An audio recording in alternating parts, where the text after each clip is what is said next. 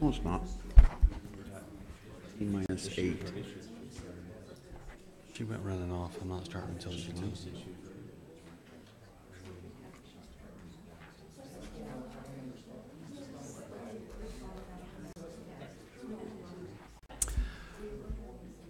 Okay, we'll call this meeting to order of the Weber County Board of Commissioners, dated this 18th day of July, 2017, starting at 10 o'clock.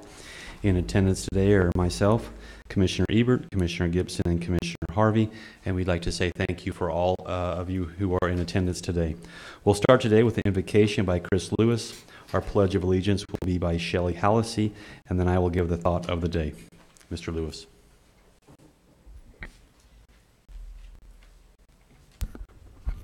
Let's pray. Dear Lord, we thank you for the way that you care for us and provide for us. Lord, we come to you this morning and we ask for wisdom for these who have been elected to rule over us and to make wise decisions. We pray that you give them wisdom, that you guide their thoughts and their actions, that they would consider well the interest of all involved, and that they would not overstep their power. I pray, Lord, that you would do this for your name's sake. Amen. Amen.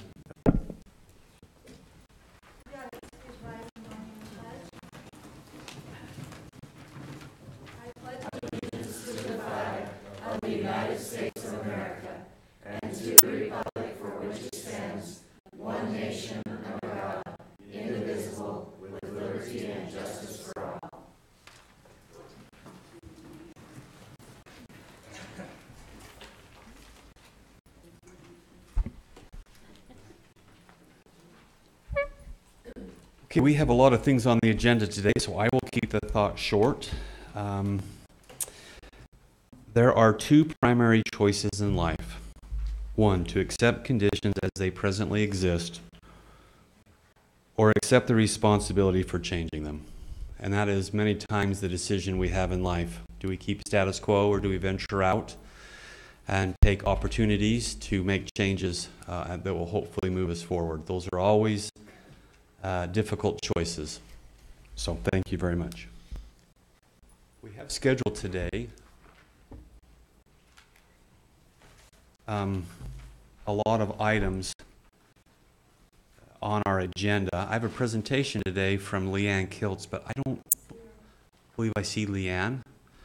So we will hold that for our next meeting and move on to our consent items. Mr. Chair? Yes, sir. Before you move on, can I just make a comment about a really cool article the other day about one of our deputies that I thought was really neat, and at some point maybe we can get some specific attention to him for that. But Tyler Greenhall was a recipient of a really nice write-up about his efforts as a school resource officer over at, is it Bonneville High? Page, T.H. Bell Junior High. And anyway, I just think that goes to the quality of our law enforcement officers, and he's just a tremendous example to me of someone doing the right things for the right reasons. And anyway, I just wanted to point him out and give him a little shout out for the great work that he does on behalf of each of us here in the community. Thank you. We also have, there's a program called Beyond the Badge that we seemingly have an inordinate amount of our law enforcement community here in Weber County receiving, so that's a great note. We'll move into consent items under F. Number 1, request for approval of warrants 418688 to 418851 and 1130 to 1134 in the amount of $1,023,761.74. Item number 2, request for approval of purchase orders in the amount of $27,004.18. Item number 3, request for approval of minutes for the meeting held on June 27th, 2017 and July 11th, 2017. Item 4, request for Information Technology Department for approval to surplus computer equipment. Item number 5, request for approval of a retirement agreement by and between Weber County and James V. Landry. Do you have any questions concerning each of these items? Seeing no questions, Mr. Hatch, would you give us some information on our warrants and our PO list? You bet. I thought we were supposed to dress in Pioneer attire. We are. Okay. You're on We're working Pioneer on it. Sunday attire. We're working on it. Okay, good. It's a hard Rest change of the for week, us. I promise. I wore my Wranglers just for that purpose. You remember my thought today about staying the same or making change? Sometimes we have a hard time making change. Good. Okay, this week we issued 8 purchase orders for $27,000. The largest one was, which accounted for 87% of that amount, or $24,000, was for the library. And that was for equipment and supplies, primarily books. As far as checks go, we issued 169 checks this week for $1 million. 48% of that, or $491,000, was for the transfer station, and that was for disposal fees.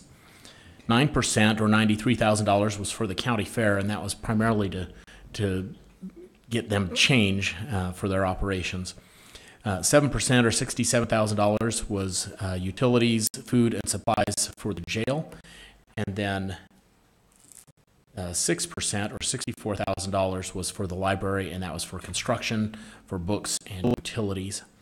And then 5%, or $54,000, was for the reimbursement to the state motor vehicle organization, and that's just there are certain fees that we collect on behalf of the state, and that was reimbursing to them. And then we had about $13,000 in audit fees for our annual audit. That's all. Thank you, Mr. Hatch. Any questions concerning our warrants or POs, Commissioner? Okay, I'm open for a motion to adopt the consent items. So move. Second. I have a motion and a second to adopt the consent items as read. Any further discussion? Seeing none, all in favor say aye. Aye. Any opposed? It passes. Thank you very much. It appears that we have, under action items, I think 17 items.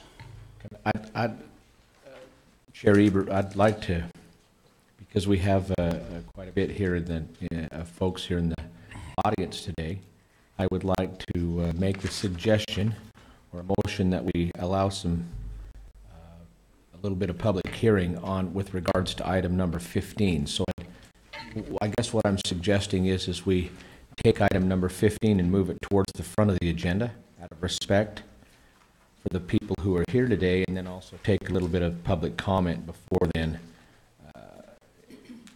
and then hear from Steve Ballard, or we could hear from Steve Ballard on the TRCC, and then put item 15 between 1 and 2. Either way works for me. Mr. Gibson. I'm just looking at the front row, and there seems to be some appetite to let Steve go first, and then, but I think, however, I don't think we necessarily need a motion. Can we take action item number 1 now, and then we'll move the public comment to in between 1 and 2, and then we'll move 15 to the second spot on the agenda.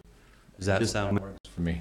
Just as a reminder, I think the action or the public comment could be based on anything, not just 15. If we're moving that line item up, that would be fine. 'Cause Okay. I think there might be a few here that aren't just for item 15. There could be some other things, and that'll work out good. That gives us some time to hear about the TRCC in advance and give them a little more time, so that's good. Okay, so we'll leave item number one where it's at, and then we'll move 15 into the 2 spot. Before we hear action item 15, we'll open up for some public comment. Number 1, presentation from the Tourism Tax Advisory Board on TRCC funding recommendations. Mr. Steve Ballard.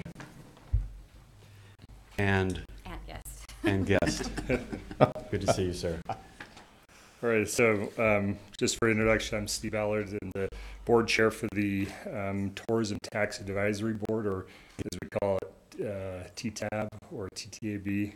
So we might refer to that acronym as we go. But anyways, we just wanted to say thanks for having this conversation with us today, and really thank you for all of your, and this is Sarah. I'll let her introduce herself. I'm also on the Tourism Tax Advisory Board, but I'm just going to be reviewing some of the task force findings that we went through, since Steve didn't sit on that. So just wanted to say thanks for all your efforts with tourism, all the support that you give the efforts that we have going for tourism, and that support is noted and is much appreciated. This is really kind of an exciting time for tourism. And for those of us who are in the tourism industry, many of the seeds that have been planted over the years are finally coming and producing fruit. And today we just have a few recommendations that we kind of feel that are important and things that we can do to make sure that that fruit produces even more fruit in the future. And that fruit really is the revenue dollars that come from TRCC fund collection. And this is just a small summary of a much larger conversation, and it is just a small sliver of many different meetings that we've had and many long meetings discussing these items. And our objective today is really just to kind of give you enough information to open this conversation without being too overwhelming or too in detail. And we're happy to go into more depth with the commissioners at a later point in time. So our first slide we have here is the kind of the breakdown of what is the TTAB board. So the board is made up of the board here is made up of these are the kind of the sitting members on the board. If you just take a minute and kind of look at those names, it's made up of Weber County employees and specifically over certain different venues, and then also community members who are from the hospitality or tourism industry have kind of sit on the board. Now, in addition to these board members, we also worked together with other special groups. We had several meetings with people from the hotel and restaurant industries where we made this presentation. We asked for their feedback, and we kind of got them involved as much as we could to kind of expand our understanding of these issues. So what is the TTA board? I just want to really quick reference resolution number 24-2008. And in 1.1, the language is, there is hereby created a Weber County Tourism Tax Advisory Board for the purpose of advising the county legislative body on the best use of revenues collected from the transient room tax enacted by Weber County as permitted under Utah Code, annotated section 59-12-301, and the Tourism, Recreation, Culture, and Convention Facilities tax enacted by Weber County permitted under Utah Code, annotated section 59-12-603. So really that's what we're here to do today, is to advise and to kind of fulfill this paragraph here in this presentation. This is a timely presentation, or the presentation is coming up now because for the first time, as you may or may not know, that the TRCC collections have exceeded the TRCC expenditures. So that's why it's exciting and very timely that we have this conversation about the allocation going forward in the future. So this slide here that we have before you is this is the 2016 year-end totals for that for the fund in general.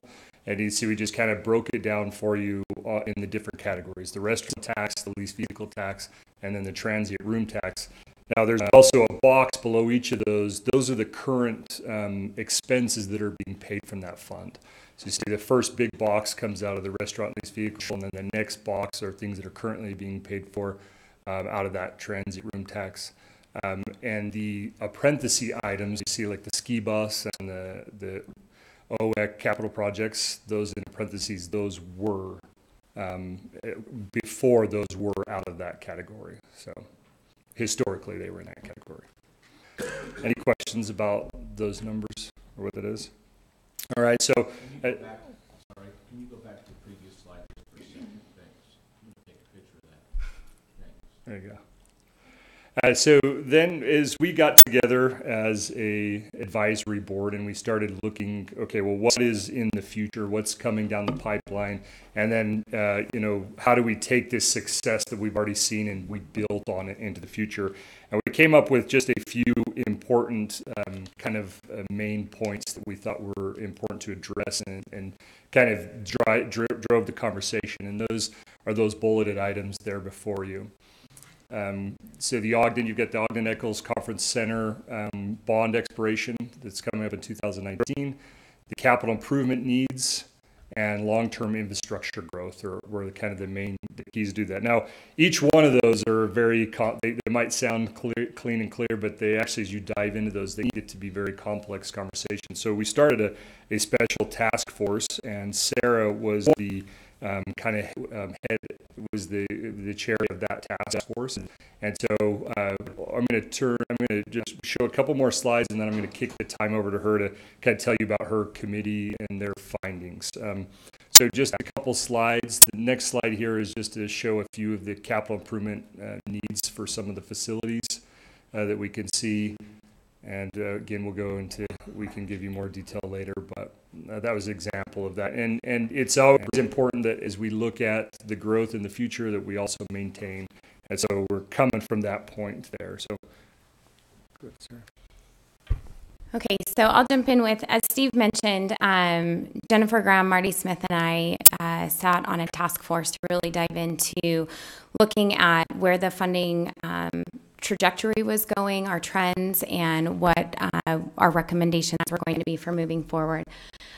So just to give you a background on what we looked at, we considered all of the facilities that currently fall under Weber Culture Parks and Rec Department. So that includes Golden Spike, the Ogden Eccles Conference Center, Imperi's Egyptian Theater, the Parks Department, the Recreation Department, and the Weber County Sports Complex and Ice Sheet, looking at those facility needs and future growth.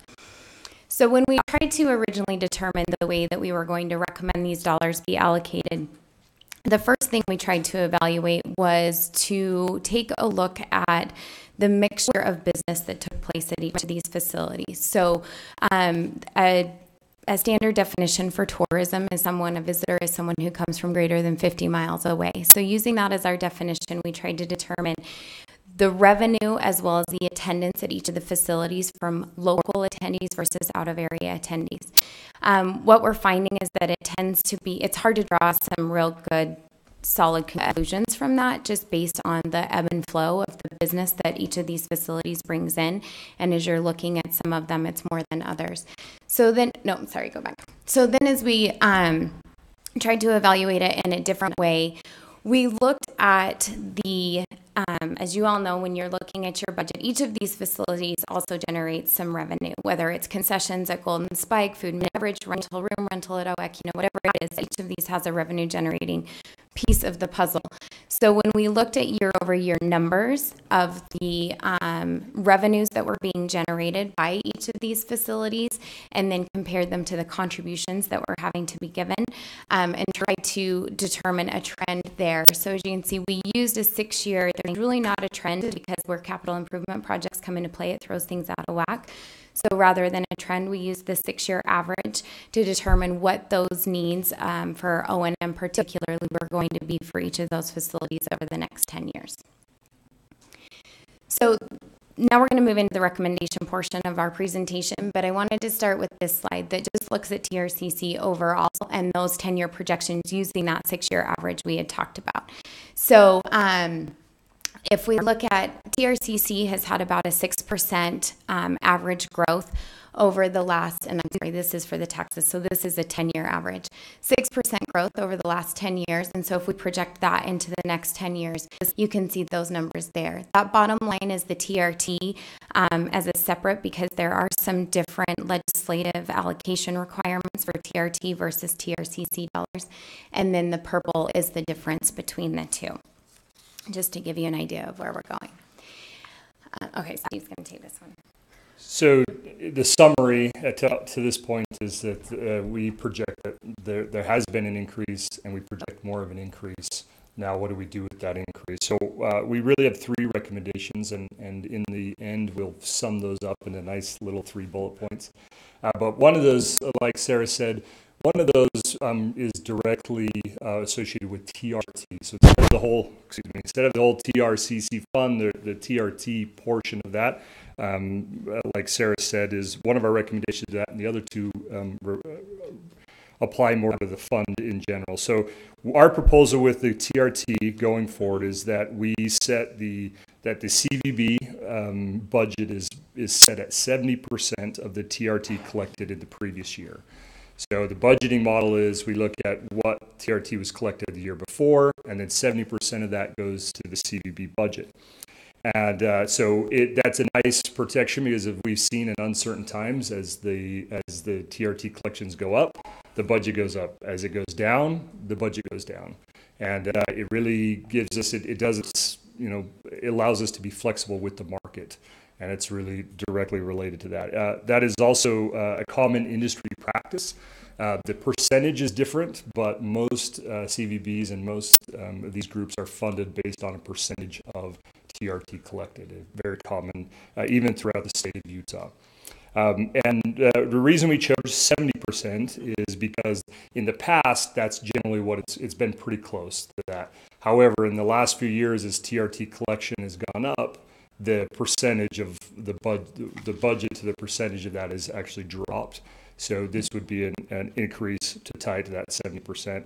And this is an important recommendation for the management of the CVB. It becomes a lot easier way to manage and project and to stay competitive. There is a lot of competition right now within the state to capture tourism dollars and capture tourists.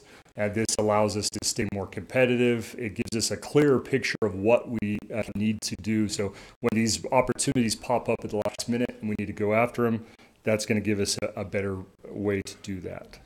That's our first recommendation. Okay, and then if we move on looking at the TRCC fund, this graph shows you that, like Steve mentioned, at the end of 2019, the conference center bond payment will expire, and that's that big jump that you see in the beginning of 2020, that those revenues that are available from the TRCC collection will significantly increase. So our recommendation, if we look at again, going back to that 6-year average and projecting forward for the operations and maintenance for the Culture Park and Rec facilities, our recommendations took into account a 2% increase. Again, this is something we noticed in that trend over the last 6 years in those contributions required just as the cost of doing business goes up. So these projections take a 2% increase into account. And one other thing to note is that these only include those facilities I showed on one of those previous slides, the current Culture Park and Rec facilities. So if new parks are added on, if new facilities are added under that department's umbrella, this changes the scope of where those dollars, how the dollars fall because of the requirements to maintain those facilities. But based on what we currently have, our recommendation is that 80% of all O&M costs for those facilities are funded out of the TRCC tax revenue stream, but that 20% continue to be funded out of the general fund. We'll move to the next one. We'll talk about why we feel that. So while all of these facilities that we talked about that are under the Culture Parks and Rec Department are really important economic drivers and engines for our community, they serve an equally important role as community centers for our residents. And that's obvious by the use of the parks, by the number of events that take place in the Golden Spike and the Conference Center and the Ice Sheet that have a community impact or fundraisers for our nonprofits, those types of events. Each of these facilities has a mission that includes providing training or meeting space, equipment, and resources for the county departments and the other municipalities within the county. So those agencies are being serviced out of these facilities at a cost to the facility. And the facilities rental for these local organizations is provided at a far less rental cost than those that we're bringing in from out of the area for the group business. So it takes several local organizations to make up the same revenue stream from one of our out-of-area businesses, but the whole combination of those different types of business working together is what makes these facilities successful. The remainder of the funding we're looking at, so if you take out 80% of that O&M cost and you take the remaining TRCC funds, and we've also kept into account here the Goal Foundation funding as well as the legacy funds that we use to fund other events in our community.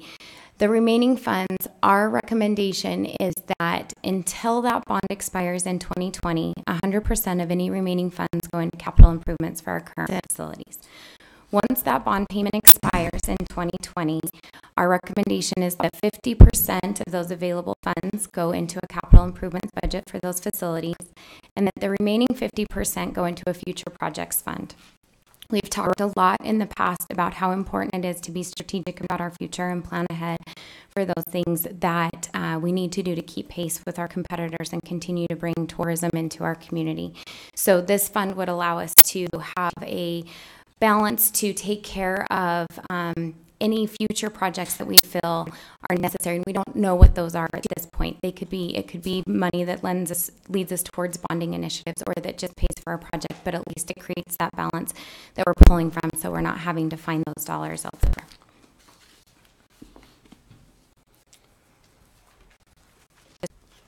So this is the summary that I told you though. So those are just the real easy bullet points. So that's one you want to focus on. It kind of sums up exactly those things we said. Then the last slide that we have here today is the most exciting one.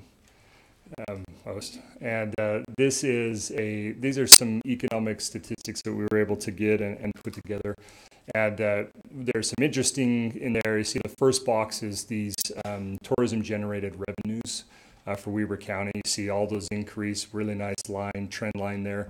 But not only are the increases increasing, but the percentage of what the tourism tax is. And then if you read through those bullet points, you'll see that we actually have a much larger growth percentage in the tourism portion of that and collection than we do in some of the other ways. So if you're looking at how is our revenue stream growing as a county, there's a higher growth rate in this particular area.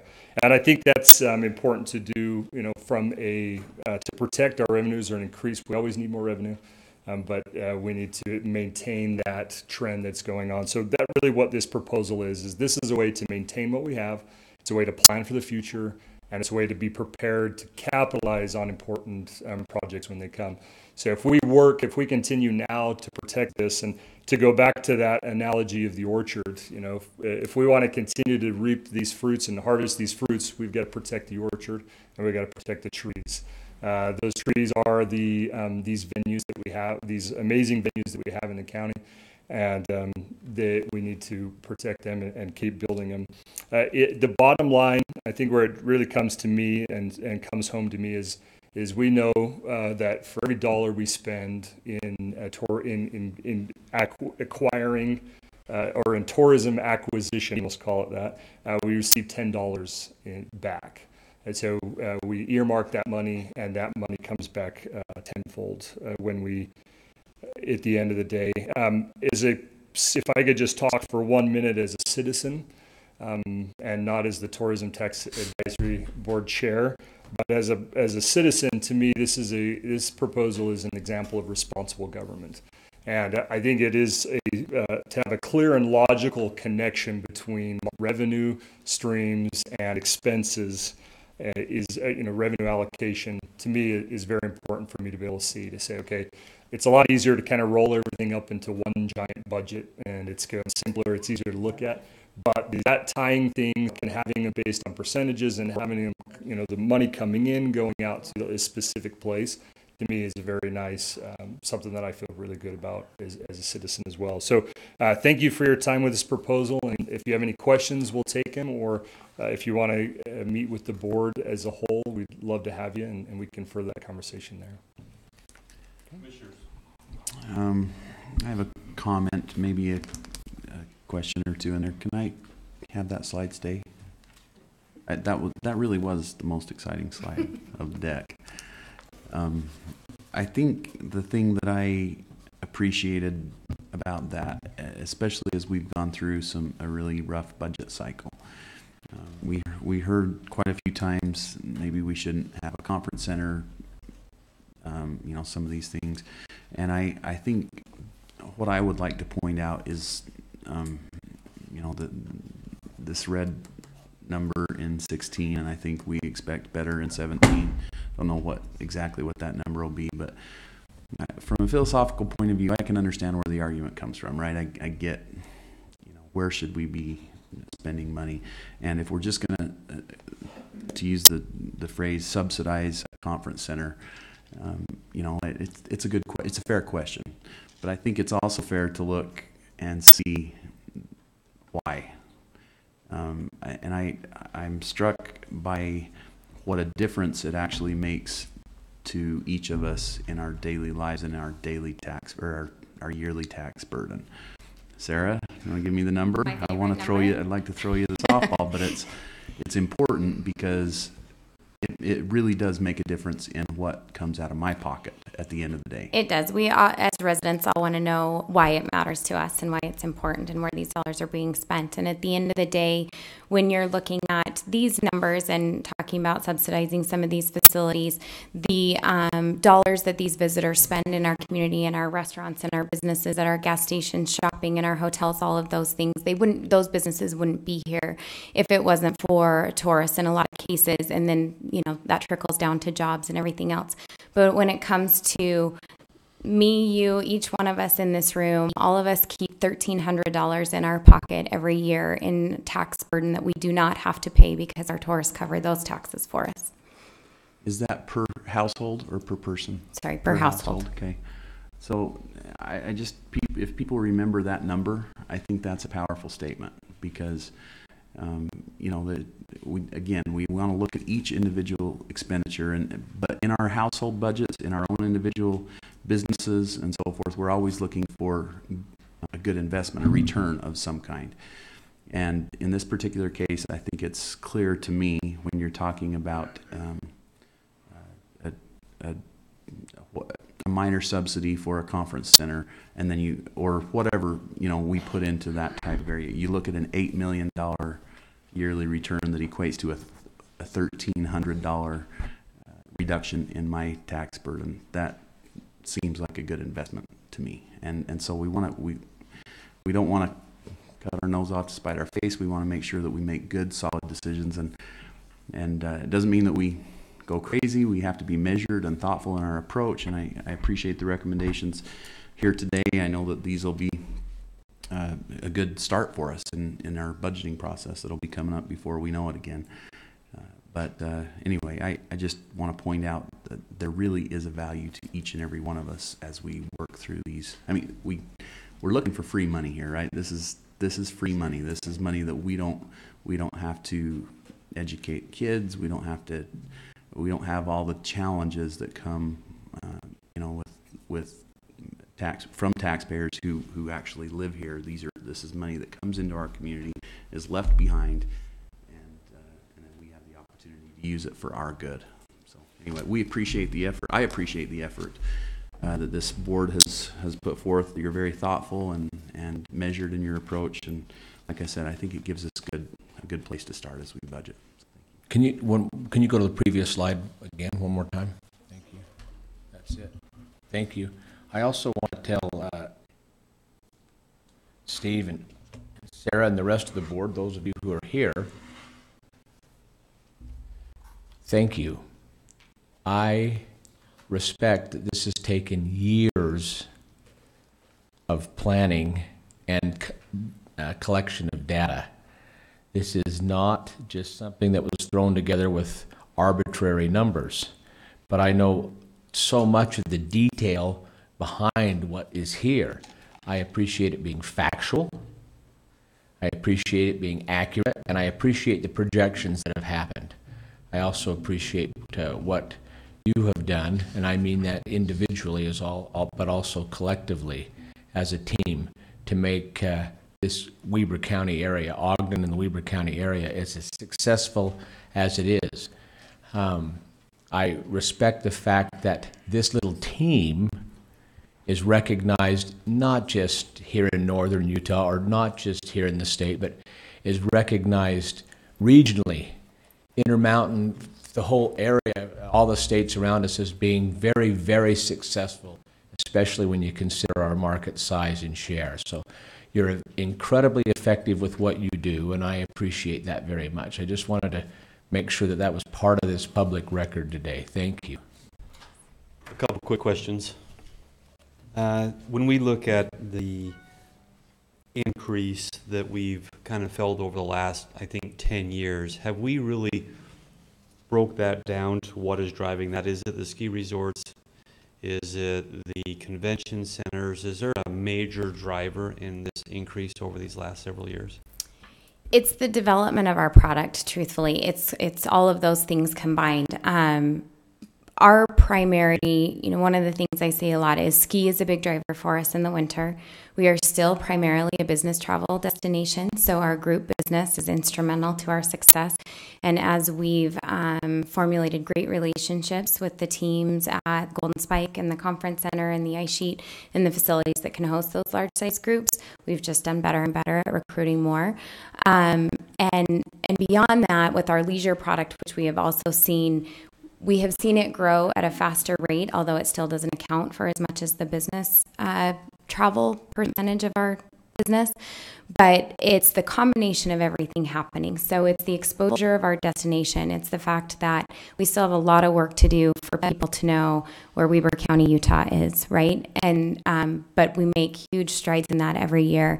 And as we get more and more recognition for some of the things that are going on and for the amenities that we have to offer, the Solomon Center, all of the live music opportunities, the 25th Street, when it gets acclaims, that it's the best street in America by the American Planning Association, all of those types of things come into play and have just elevated our tourism product overall. Well, the fact that because of this tourism, that every home within Weber County, whether it's in a city or not, receives a $1,300 credit. If we didn't have this, every home would be taxed $1,300 more every year because of it. So that's awesome. Yeah, but just to be, there is exact specific numbers, and so you saw those areas: the restaurant tax, the lease vehicle tax, and the TRT. We have year-over-year data that says what we collected in that year versus. So you can see that, for example, restaurant tax is, as more and more restaurants have opened and they become more of a dining destination, absolutely collecting more revenue. So those are easy numbers. Those are the easiest numbers to get. Cool. I guess the reason I'm asking the question is sometimes we have natural growth, and I want to feel very comfortable that product development really is the driver of this, just not natural growth that you would usually experience. And I think that was to what your point was, is that our growth has been exponentially higher than other communities because of the CVB.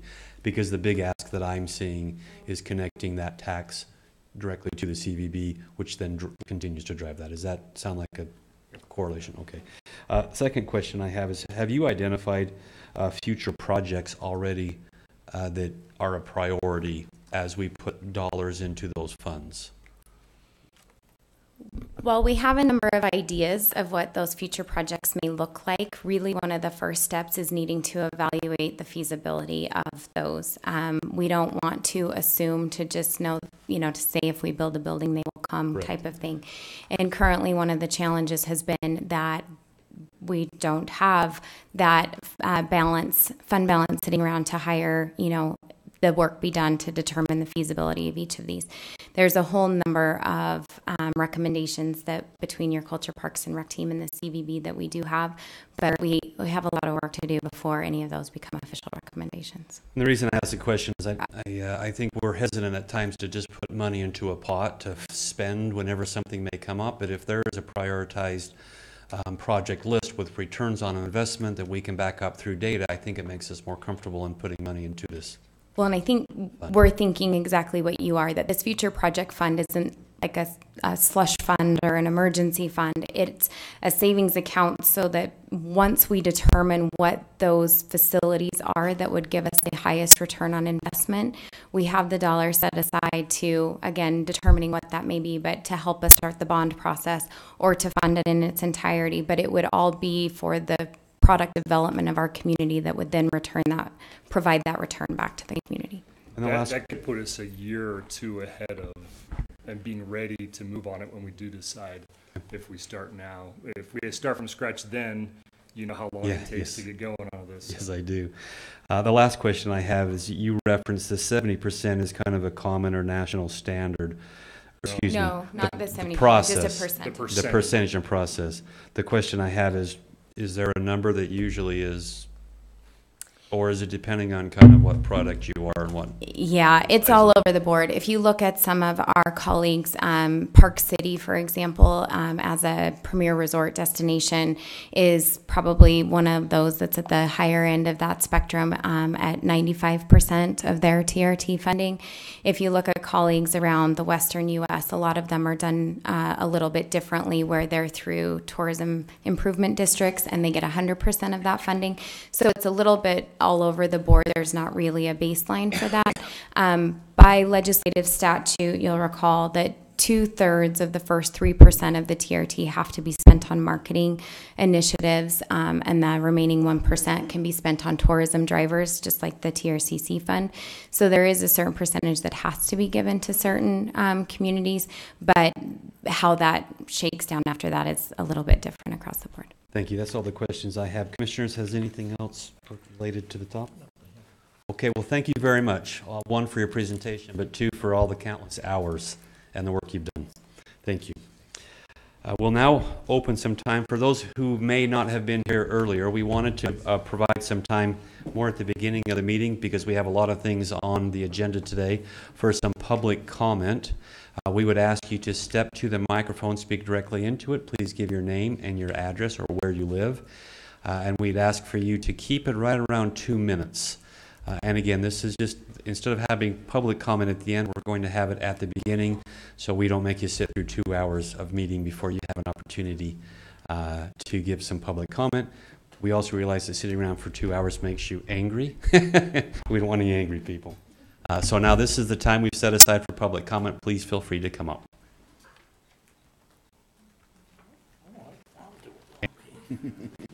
Thank you for doing this, by the way, and I'll try to stay in 2 minutes. Sharon Holmstrom, 3128 North River Drive. I live in Ogden Valley, which is a really important part of that orchard, and it bears a lot of fruit, I think. So as regards the recent Amendment 407 to the bill HR 2810, the National Defense Authorization Act of fiscal year 2018, there were many, many questions from the public and some outrage as well. So as I speak, you can kind of think that I'm doing a little bit of a synthesis of all the people. So you have the equestrian community, you have the nature center, you have the parks, you have all of these things that were upset, people who were upset. So I just thought I would give 3 things that maybe would give you some insight. First of all, when there are restrictions on a piece of land that is for the benefit of the public in terms of recreation, and that restriction is in the process of being removed, then the citizens feel that they should be part of the process. And it could be any of our parks. There's a lot of ripe fruit hanging out there, I suppose. And so I felt, listening to people talk, that was their first frustration. Why didn't we know? Why did this already pass the United States House of Representatives and we had no idea? And I know you guys didn't initiate the amendment, but I just wanted you to have that point of view from the public. The second issue with the amendment was the property description really wasn't a property description. The only description of the property is remaining property of the former Defense Depot Ogden. And for people who were researching this, it was like, what does that mean? Who is the remainder? What is the remainder? Because if it was a 20-acre piece, then there wasn't a property description, there wasn't anything in that amendment that described that property. And third, other people I've talked to who are real fans of the Golden Spike Event Center said, and this was something that was brought up to me, if that property, that 20 acres or whatever it is, was actually deeded for use by the fairgrounds, does the county really want to give up that property that might serve for future expansion? And I understand, I think BDO is doing a fabulous job, but this is something that would allow Golden Spike to expand in a variety of very interesting and perhaps productive ways. And so that was the question as well is that once that space is gone, it's gone. And then Golden Spike is just what it is. And those are my comments. Thank you for listening. Thank you very much. And I think at the end, we'll provide some insights into the process. Commissioner Gibson has some information, and Commissioner Harvey, and I'll add a little bit. Are there any others before that we're going to speak to that particular issue from the public, to that particular issue?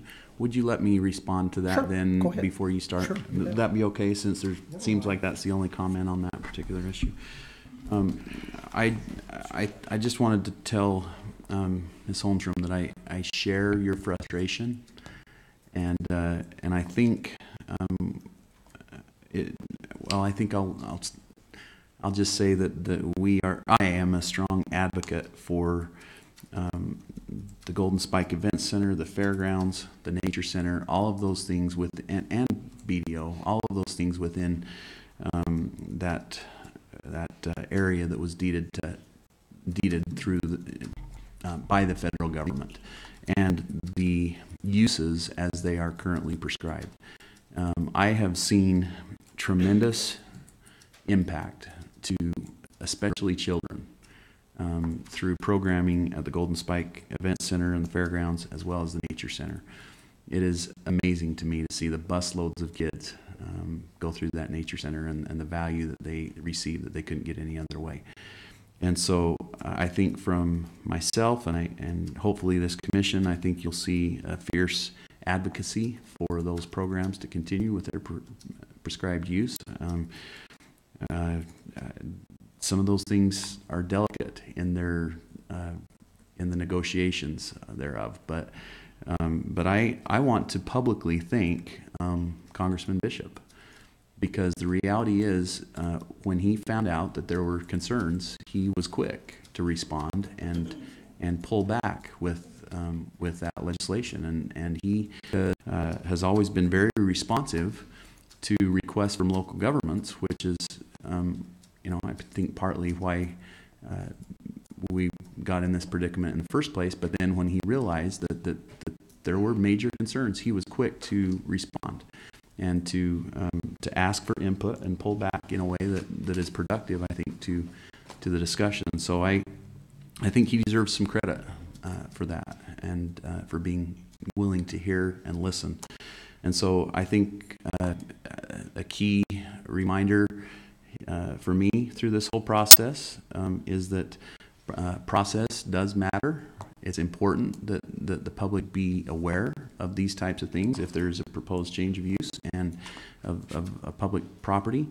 And we will do the very best that we can. I will do the very best that I can to make sure that information, as we move forward on this issue, is brought forth in a timely and complete manner so that people understand what's going on. And the reality is we never get good legislation when there hasn't been good public dialogue and input. And so I just feel confident that we're heading in the right direction here, and I appreciate people's concern.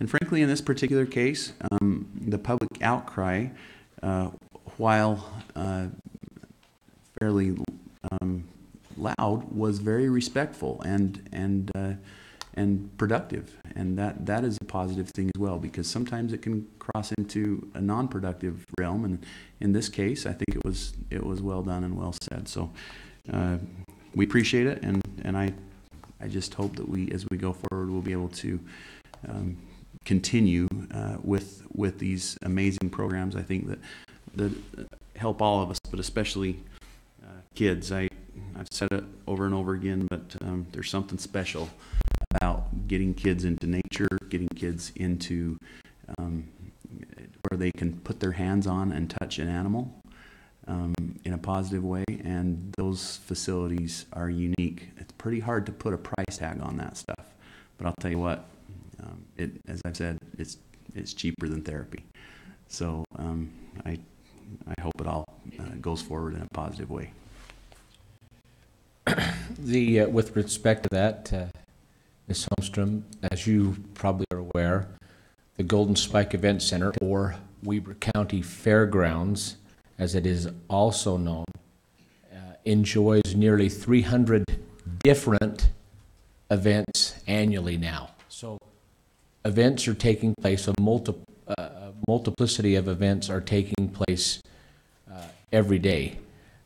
And so there's a lot of public that enjoy that from our Weber County and within 50 miles, but there's also a lot of public that enjoy that are outside of 50 miles. And so that does contribute to the tourism tax, which was just alluded to at the with the TTAB presentation previously. So we're anxious to maintain that and make sure that that's enjoyed by all of our folks. And while I wouldn't speak for Commissioner Ebert, Commissioner Gibson did a nice job, but I think that we're all united in that and keeping a fairgrounds and a nice, certainly a different use than a public park as we know it around our neighborhoods. This really is a crown jewel of equine centers in the whole Intermountain area, if not the state and in the region. So we appreciate the support. There's been a lot of wonderful support for it, and we appreciate that. Thank you for bringing that, some of those points you did today, Sharon. Especially with the new manager. I owed you that one from last week, I'm just saying. I would just add that I want you to know, and anyone who is watching to know, that during the course of the discussion with Ogden City and with Congressman Bishop's office, many of the issues that you specifically brought up were discussed, even down to preservation of all of the uses on that facility, including the cross-country course. There was an attempt from the county's perspective to really firm up the long-term commitment from Ogden City to that facility.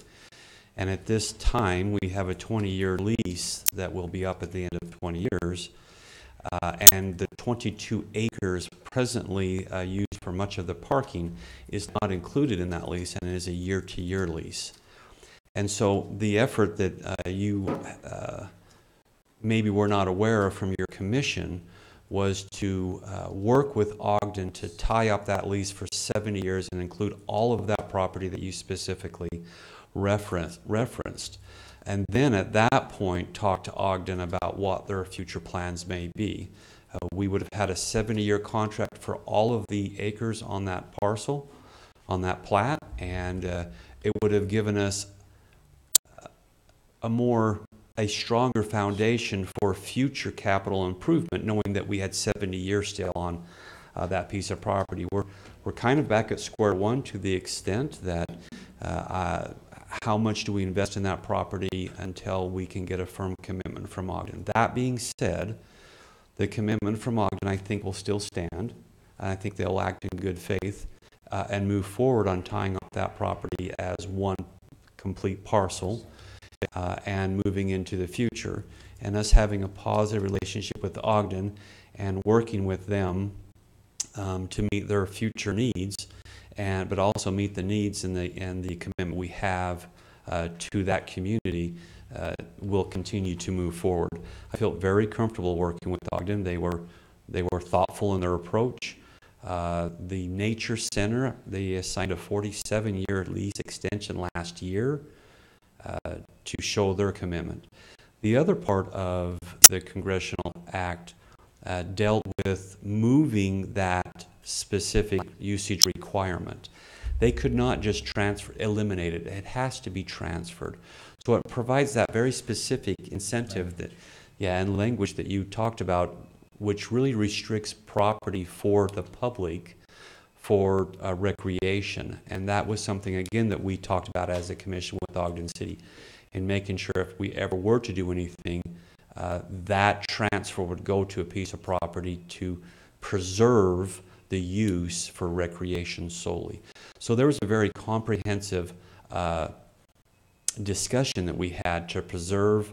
We felt very strongly that we were putting the Golden Spike and the fairgrounds in a much stronger position for the county moving forward to incentivize future capital improvement, but also to protect all of the uses. Did I cover that fairly? Very well. yes, it was very short term. It was unfortunate that we couldn't spend more time. We are committed as Commissioner Gibson to be very transparent and to bring public input in for sure. But I wanted you to know that a tremendous amount of work was put in by Commissioner Harvey and Commissioner Gibson and myself to make the fairgrounds, the equestrian park, the recreational facilities there whole and solvent for 70 years, and to bring all of that property into one contract and agreement. And that's what we were trying to do. If anybody would like to see that, we are only at some benefits there. We are only a couple of weeks from the Weber County Fair.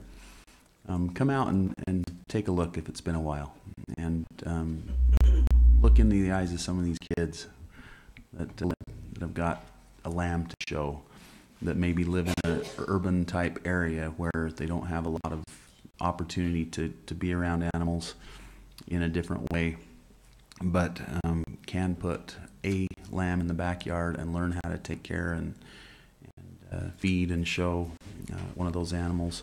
It's a special thing to see. It's really heartwarming. And if you really want to see somebody learn a whole bunch of lessons, go support them at the Junior Livestock Auction and watch the fruits of those labors pay off for them as they become a part of it. Like I said, it's way cheaper than therapy. It's even cheaper than the social cost that you will probably end up bearing for the kids who don't have those types of opportunities. So it's a neat thing. 2 weeks, Weber County Fair. So anyone else have any public comment on annexation? If not, we're still open for public comment. Excuse me, not for annexation. What kind of for annexation? Not for annexation. Anyone have any more public comment concerning the fairgrounds and or the nature center? If not, if you're here for annexation, you're welcome to come up and give some public comment. Poor gentleman that we made sit down, he's still here. Thank you. Okay. I realize that anything anybody has to say makes no bearing on this, so it's an exercise in futility. Next lady. Hi, Shauna Thomas, 5321 South, 3100 West in Roy, Utah. And I want to say we really do appreciate you guys' openness in letting us discuss this with you these past 2 meetings, because that's something that Roy City wasn't willing to do. And my main concern is that we had it all settled with Roy City in the fall of 2016 because we had the majority who said they did not want to be annexed in. And then this bill was passed, which pulled the rug out from under our feet because we didn't realize the bill was before the legislature when there's over 1,500 bills that were presented to the legislature this fiscal year. And we just wish that you would hold off on your decision until we can work on amending the bill that was passed so that we can still have the majority voice heard at the city level and not necessarily the county level. And we find that Roy City is very hard to work with. We've tried to get them to narrow down the grandfathering part of it. In fact, in a public meeting last fall, I stood up. I asked, what do I have to do to grandfather my property in? And they weren't even sure. They told me that I needed to submit an annual letter with the number of horses and livestock I had and that I couldn't go above that ever. So I don't even think that they understand what grandfathering is when they're telling me I need to submit an annual letter. So my hope and prayer is that you'll just wait and not rule on it until we can have this amended through the legislature. Thank you. Thank you. Anyone else? Even if you're angry, you're welcome to come up. Okay, seeing no further public comment, we'll move on to item number 2, which was item number 15. A discussion and or action on the following resolutions between the Board of Commissioners recommending annexation for unincorporated islands in Riverdale, Harrisville, Uinta, North Ogden, Roy City, and Ogden City. Mr. Charlie Ewer.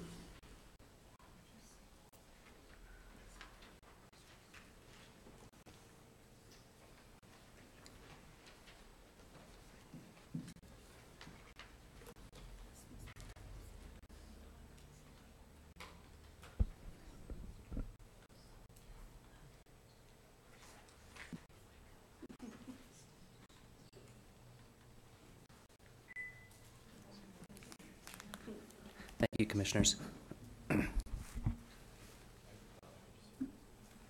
We've got a presentation to run you through just to talk about some of the differences between what's currently between the resolutions that are currently on the agenda versus what was here the last time we talked about this. Forgive me if I'm blinking excessively. I've got some weird allergies going on, so it's not because I love you, but I do love you. Give me just a moment while we get this pulled up.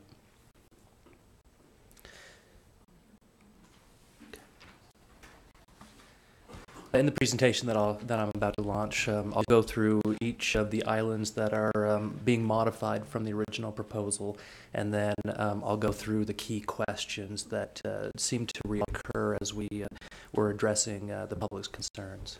And again, the commissioners may want to just preface a little bit of this with me, but this was based on our initial meeting where some very specific issues were brought up, and we tasked staff to go back and find concrete answers to those specific issues. There are some issues we can't address because we have no control over maybe a city ordinance or a city tax rate, but there are some issues that were very specific that we did address.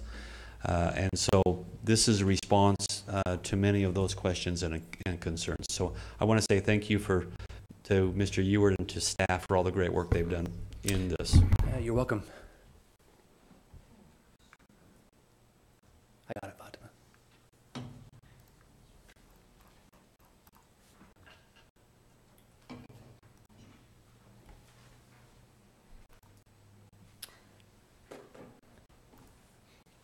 So briefly, the county put together a little video kind of explaining what the process is, and just a 2 or 3 minute video. I wanted to play that just to help the public understand and help highlight some of the concepts that we're going through.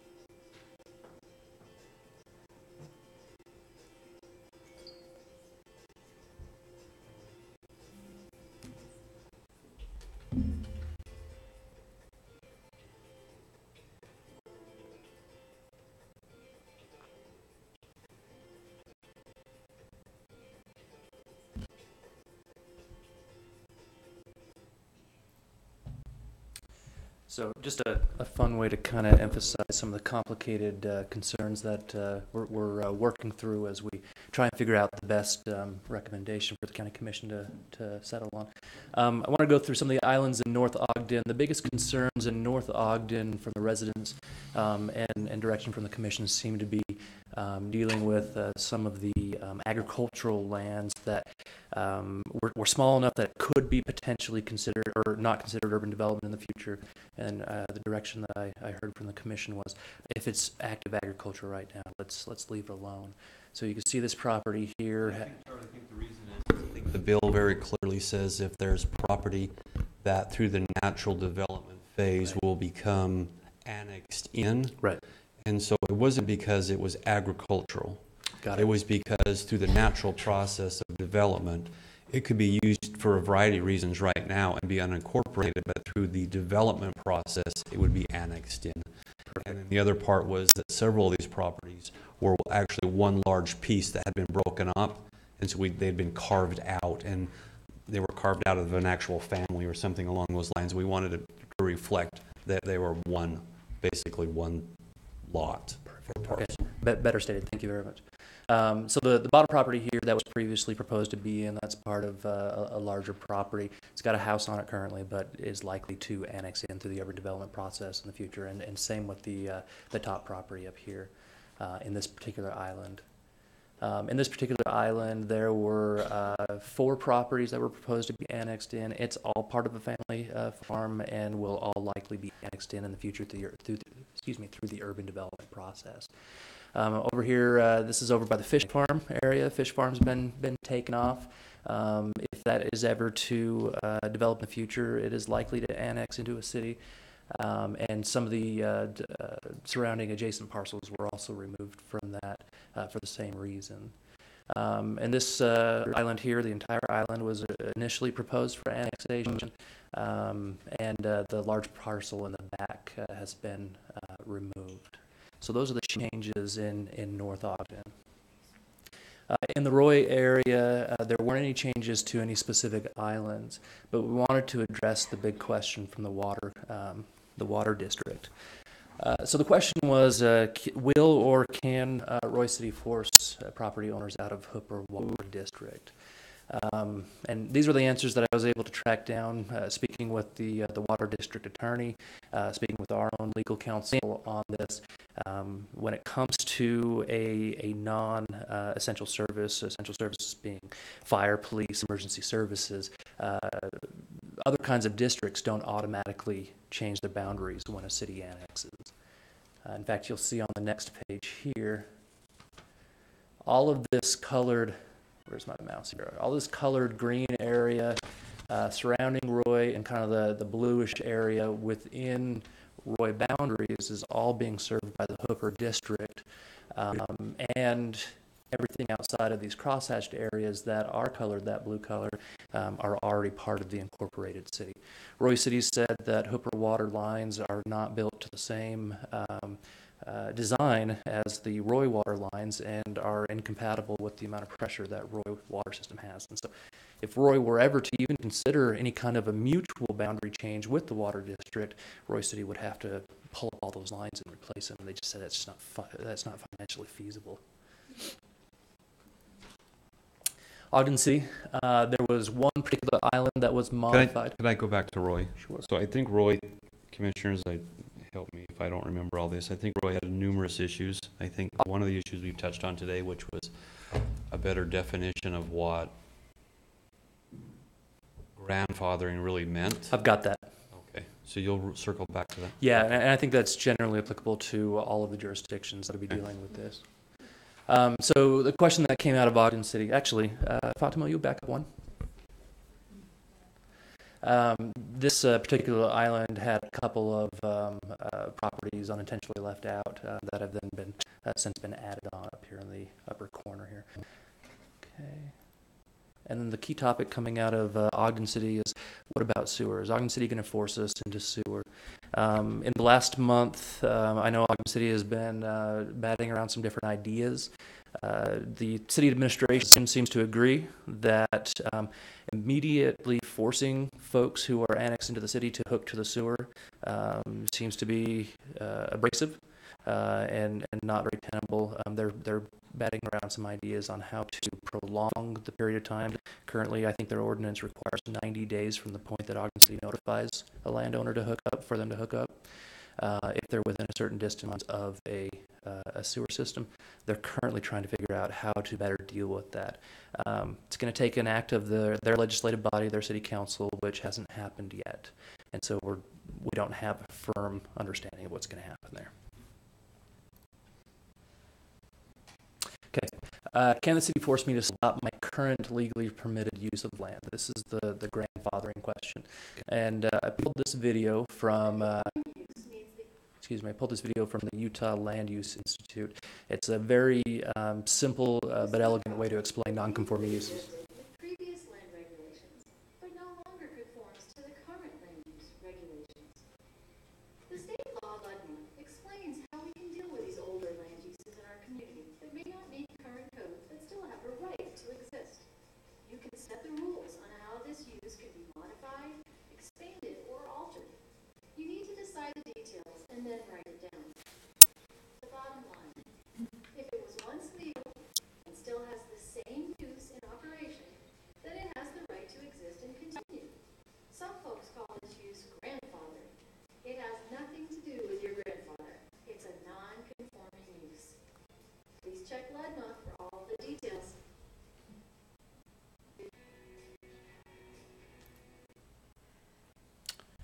So in essence, what that means is if you have established a use under current law and it's been legally established, whether that law is Weber County's law or any other jurisdiction's zoning law, it's a legally established use. If a law changes, whether it's the zone that changes, the city that changes and applies a different zone, or the details inside of any of those zones change that conflict with the use that you've legally established, you're allowed to continue that use as a non-conforming right. And that applies to non-conforming uses and non-conforming structures. The next question that came up was, well, what if Weber County's zoning law offers a bunch of uses that I might want to do in the future, but a city zoning law wouldn't then allow me to do that? The key with non-conforming uses is it has to be legally established at the point that the law changes. Weber County Commissioners, you guys have the discretion of changing Weber County zoning right now, with or without popular support for that. And that would be based on whether or not you feel it's necessary to support the community, your community character, safety, or whatever. If it's annexed into a city and the city changes whatever zone is applied through the county to that property, it's the same legislative authority that the commission has to make those same changes. So speaking with Roy City specifically, the planner of Roy City said, we're probably going to propose the exact same zone that Weber County has at this time. So that kind of a thought process of what's going to happen with that in the future. So how comfortable were you with that they were going to adopt that? It's not in writing. It's not before their city council. So don't know. Do you feel like that's the direction that they were going? That's the direction that sounds like the planner would like to go. Considering the challenge of administering non-conforming uses, it seems to me that that's the direction administration would like to see it go, so they're not creating non-conforming uses.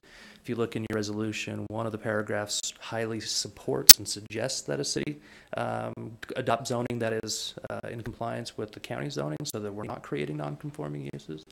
But in the event that the city council feels that it is necessary to apply a zone to property for community character or safety or whatever it is, any legally established use would be allowed to continue.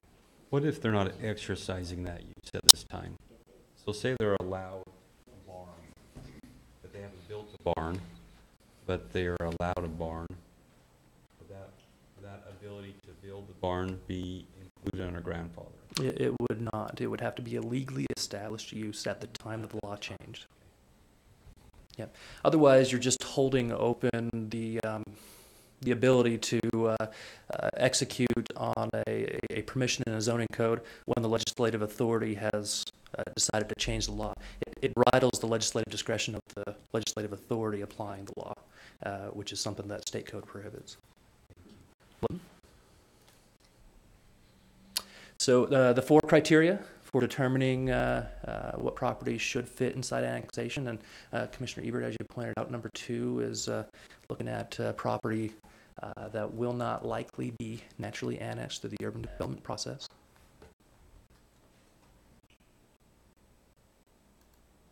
That's the end of my presentation. There was one more note I wanted to make regarding Hooper Water. There is a contract that is currently in effect between Weber County, Roy City, and Hooper Water.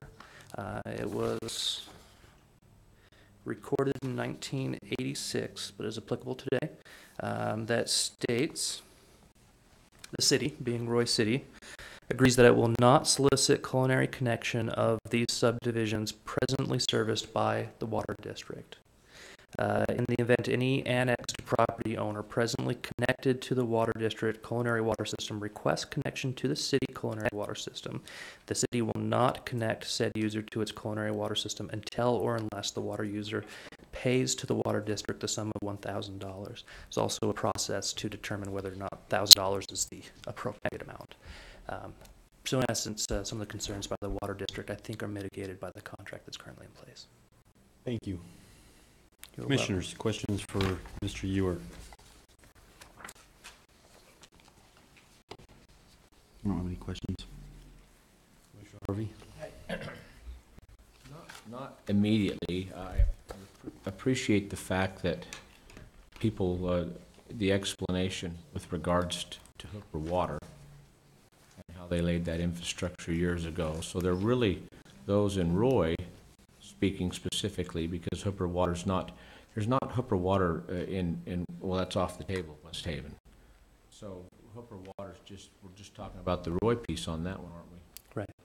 My concern has to do also unilaterally between items A through F, if, Charlie, if Ludma, and your Commissioner Ebert, when you said if you have a barn now and you want to be able to build one later, if someone wants to build more on their property in the future, basically, they ought to be able to do it. Or if they want to have a horse later on their property, they could do it now. They could do it later. So those are my concerns as it relates to those two specific items. I also want to make sure publicly that if someone makes their living off their piece of property because they're using their property to conduct business in some form or fashion, that this does not compromise their ability to make their living. That can't happen, as far as I'm concerned. Being an unincorporated Weber County myself, and having just spent money in improving my septic system, there's a lot of money. But if I'm required to hook up to a city one day, you know, I have some feelings about that. I just spent money to improve some things, and now I've got to spend more money to hook up. So there are a few things, you know, I don't enjoy sewer like some of these islands do. That's a big deal for me personally. And then, we also put some questions out or some language as it related to Ogden City. I've spoken with many of the mayors concerning all these cities and had and read over most of the notes from our last hearing from the 5th of July. And so there was some specific language or things that we wanted to hear back from Ogden City with regards to security, especially as it related to hooking up the sewer. I wish that I had that same level of comfort right now with Roy. I'm comfortable in North Ogden because of some of the changes and each parcel. But that all being said, Charlie, I know because of our discussion that you have specifically identified each parcel, each piece of property, looked at each island individually, not just from before the 5th of July, but since the 5th of July. Each one has been reviewed and reviewed again and again and again on this, and I appreciate that extra work and extra effort that's gone into that. Thank you. You're welcome. I don't have any other comment on that. Well, I think that is a point that needs to be talked about. Charlie's looked at the tax impact, the sewer impact, who has sewer, who has septic. I mean, there's been a tremendous amount of work trying to better understand the overarching impact. I am looking at the letter that I'm concerned with Ogden, that is a non-committal letter on what they will do moving forward. What are your thoughts on where Ogden is as far as commitment to hold harmless connections for a period of time, or to work with the homeowners? Where are we at on that, Charlie, in your opinion? Ogden City mentioned that the new interchange are going to affect several properties who currently have septic systems on 2550 Pennsylvania and Midland area. They've mentioned in that letter that you read that they're seriously considering the merits of just building and the cost of that project, of extending sewer laterals to the property. Part of the overall project. Right. The big expense when hooking up to sewer is getting out into the right-of-way and making those changes. There's still going to be a nominal expense to the landowner, which would be connecting to the lateral that was extended to the property, unless Ogden City does decide to go the philanthropic route and hook it all the way up to the house. Okay. So there is the possibility, and that's a 5-year thing. And so talking to the planner over in Ogden City, they mention if that's going to work for them, they'll delay those specific properties for a good 5 years to try and figure out what's going to happen. But they do emphasize that they're going to look at the properties on a case-by-case basis and determine how to address this. They recognize that it's an extreme situation to ask them to hook up within the next 90 days after the annexation, but Well, there's protections already in statute for present use in zones for grandfathering. There isn't anything right now we have on the books to address the financial impact, and that's where some of my concern, I think, Commissioner Harvey, Commissioner Gibson is. it's actually But a if really you- good point. There's no there's no grandfathering provisions for existing septic systems. Okay, Commissioners, what's your pleasure? Any questions?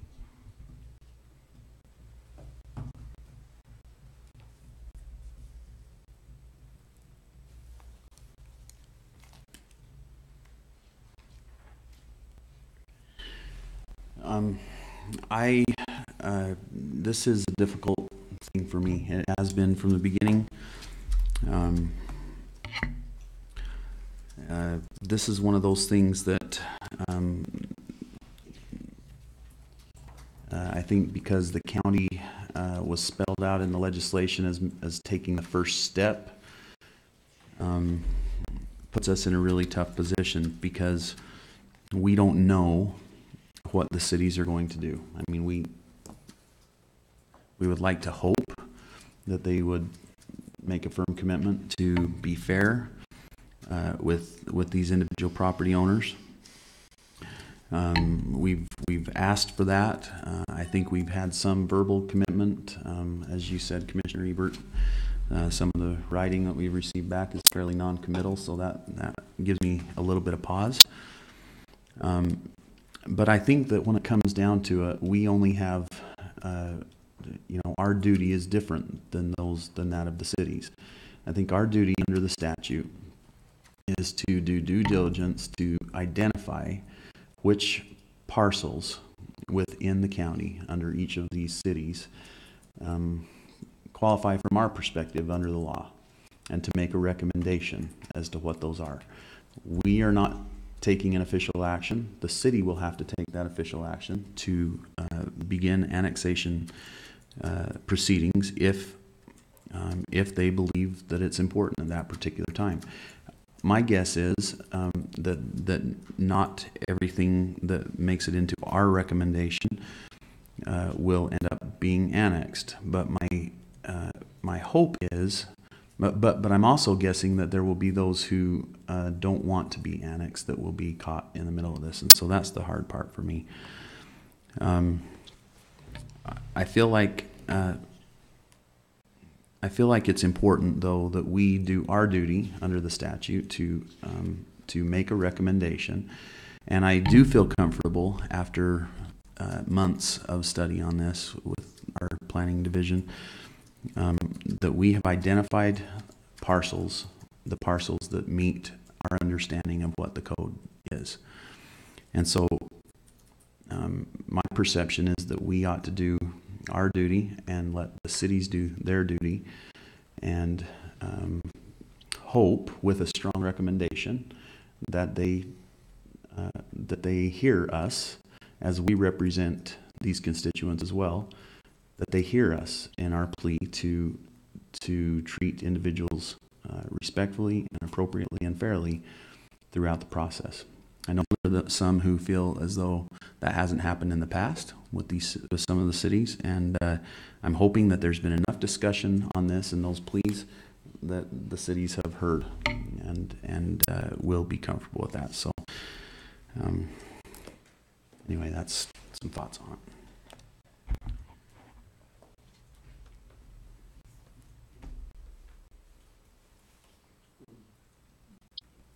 Well, we're open to a motion. If there's no motion made, then it will die with no action taken.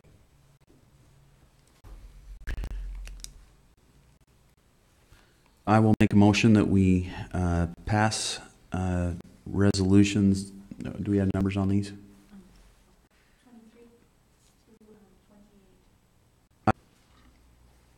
Resolutions number 23 through 28 with Riverdale City, Harrisville City, Uinta City, North Ogden City, Roy City, and Ogden City. Is that the right number? Is that the right ones? I have a motion. Do I have a second? I would like to see some more language, especially from Ogden City. Do I have to say yes or no on this? No. Thank you. I'd like to see some more language coming from Ogden City, whether it's administration or the council, as it relates to the sewer hookups for the folks in Ogden City. With regards to that, and also the same with Roy. I'd like to see some more language coming from Roy City, the aforementioned, the administration, and the legislative body there, as it relates to their intentions, or something that can put a little more teeth into this. We're just merely making recommendation. We're not setting any folks, and we're here to represent not just those who have voiced their concerns, but all folks here with regards within the whole county in being fiscally responsible with taxpayer funds. And so while I think, and I'll go on record saying I think that the annexation of especially items A through E are good, I'm very strong with item F as that recommendation, and also with E though too. I'd like to see just some more things from the city, but if those can be also, if that means we make the recommendation as it relates, and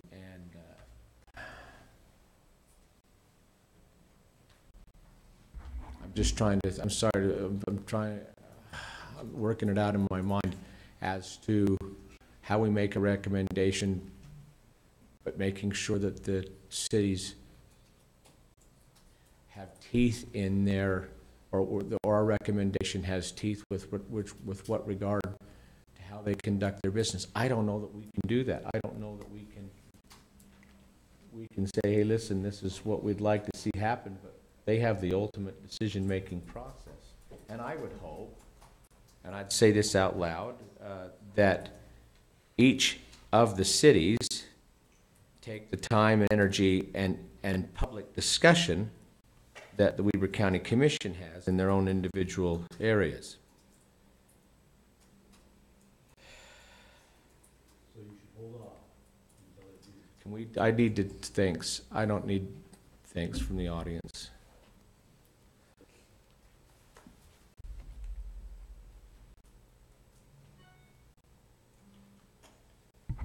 So Commissioner Harvey, you would have to request from Commissioner Gibson a friendly amendment, or you would second it with recommendations to the staff along the lines that you have outlined.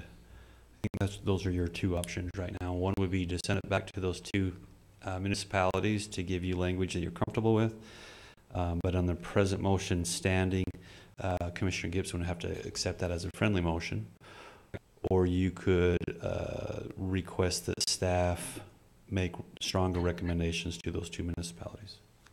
Those are your two options at this point. To the extent that you can verbalize any stronger recommendations, I'm very open to that. I think they need to hear loud and clear what our concerns are. I think they have. But if you want to memorialize that some more. I don't approve of people treating people not fairly. I don't like anger. I don't like public outbursts. I like respect. I respond well to respect, and I try to do the same. I am not seconding your motion, but I would like the chance to make a subsequent motion then if that's the case, if I can get permission to do that. You can make a request to amend his motion, but the commissioner that made the motion has to approve of that, or the motion dies with no second and you can make your own. Okay, then If I you- would like if to you would make a like to- recommendation to amend the Commissioner, motion. if you would, well, you can't amend or substitute unless there's a second. So second the motion, and then I will second your motion for a substitute. How's that? I'll second the motion with the agreement that you'll second my substitute. Absolutely. Go ahead with your substitute. I'd like to make a recommendation that we approve items A through D, and then with items E and F, I'd like a more formal response from each of those cities as to purpose before we can go ahead and make that purpose. As much as I would like to move forward with E and F today, I think this shows responsibility on our part. But I would like them to perform in writing what intentions are so that I can make a better decision moving forward with that. And that puts the onus on the cities. So that would be my amendment to the motion. Does that make sense? So your amendment to the initial motion would be to pull E and F out at this time as a recommendation to those cities and move forward with from A to D, and then return at a later date when you have some type of more formalized response to how they are going to address certain specific set of issues which you've outlined. That's correct. While I have promises, both from Mayor Cragen and Mayor Caldwell, that it'll go good, I'd like to just see those in writing. Is that an amendment to your motion, Commissioner Gibson, that you're comfortable with? I seconded the substitute motion, so we can act on the substitute motion. Okay, so I have a motion and which was seconded, and a second, and excuse me. I have a motion that was seconded and then an amended motion that was seconded. Any further discussion? So if the substitute motion passes, that's the end of it. If it doesn't, we're back to the underlying motion. That's the way. Correct. That's the way that it works. Correct. Just a comment.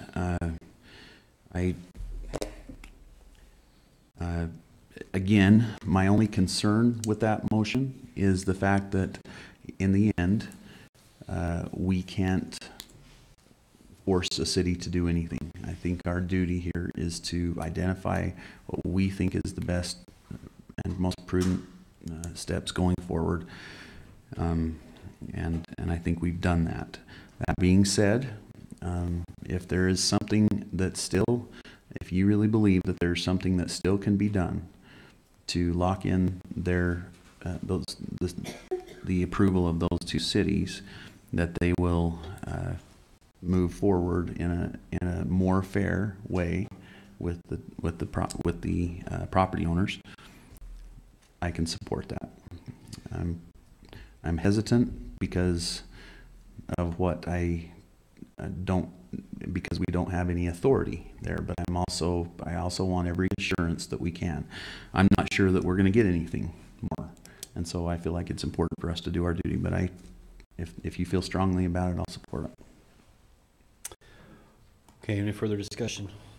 I have hope that the cities will respond as we have, and so I'm willing to just delay just a little bit longer for those two pieces.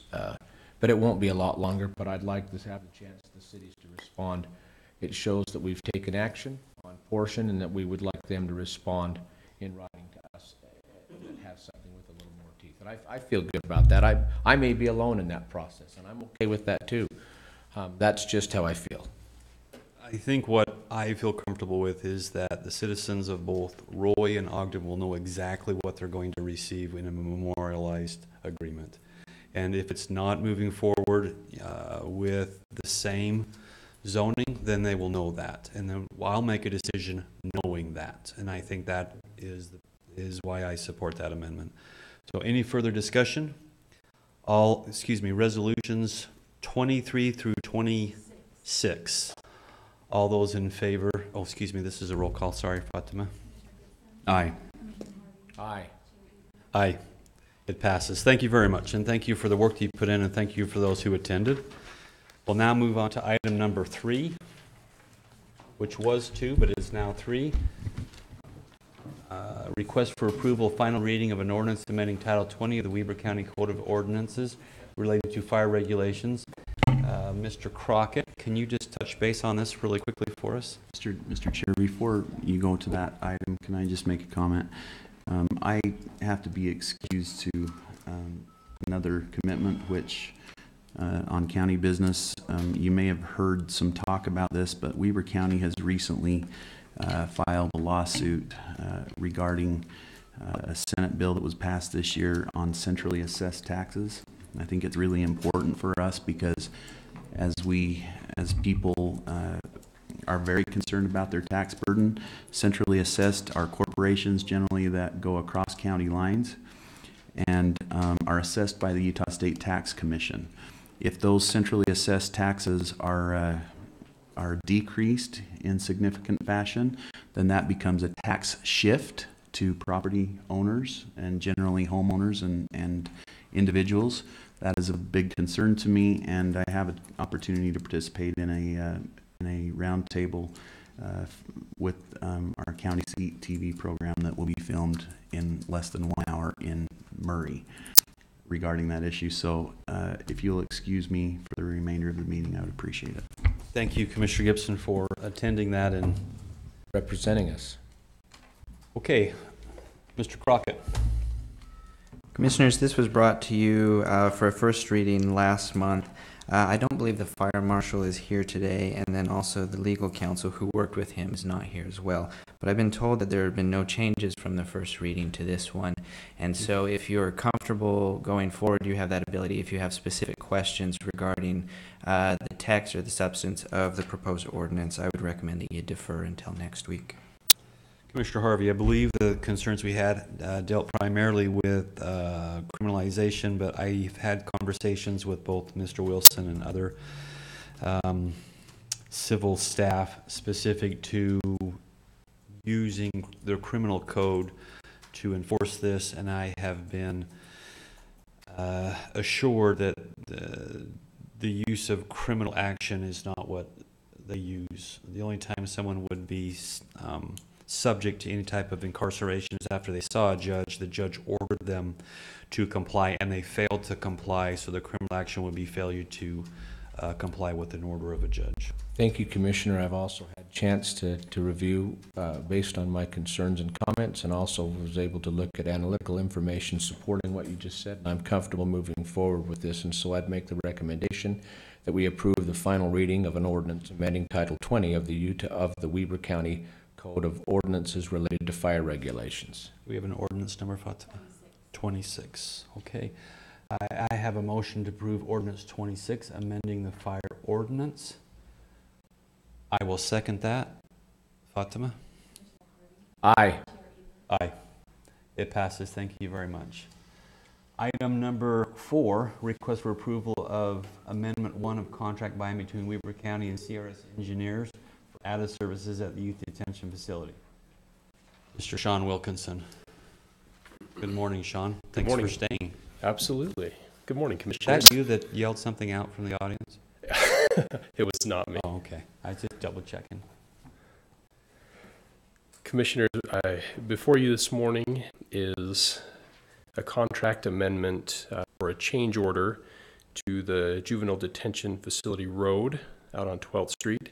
The contract amount is $9,200, and these are for changes that needed to be made. We had a few things come up with moving the power poles and just some of the other work that needed to be done on the property that necessitated this contract amendment. Thank you. Any discussion, Commissioner? No. Okay, I'm open for a motion. I would move that we approve the Amendment 1 of the contract by and between Weber County and CRS Engineers for the added services at the Utah Detention Facility. I will second that. Any further discussion? Seeing none, all in favor say aye. Aye. Aye, it passes. Thank you. Item number, I know I'm confused. I think it's 6. Item number, I'm just going to go down to 6. Wait, whoa. Well, it's 4. It's 5. Request for approval of buying between GSH Geotechnical for geotechnical services provided to evaluate Nordic Valley landslide. Mr. Wilkinson. Thank you. Commissioners, we have entered into a contract with Alan Spilker, who is a geotechnical engineer. The contract amount is for $4,950, and this is to assess the landslide that took place earlier this year up in the Nordic Valley area. There will be some borings done and samples taken, and it will give us a much better idea of how we need to rebuild that road. So that's what the contract is for. What's the amount of the contract again? $4,950. Consistent with some of the other findings I've had with geotechnical studies, and so I'd move that we approve the contract between GSH Geotechnical for geotechnical services provided to evaluate the Nordic Valley landslide. I will second that. Any further discussion? Seeing none, all in favor say aye. Aye. Any opposed? No. Aye. It passes. Thank you very much, Sean. So sure. Item number 6, request for consideration and or action on final approval of the plat amendment of the Village Nest East at Powder Mountain PRUD, previously platted as Village Nest at Powder Mountain, a condominium plat. Their proposed amendment includes the vacation of a 10-foot PUE that will be relocated in the private right-of-way known as Daybreak Ridge, a 10-foot drainage easement and access/grading easement recorded as entry 2774940, and water/sewer line easement recorded as entry 2672955.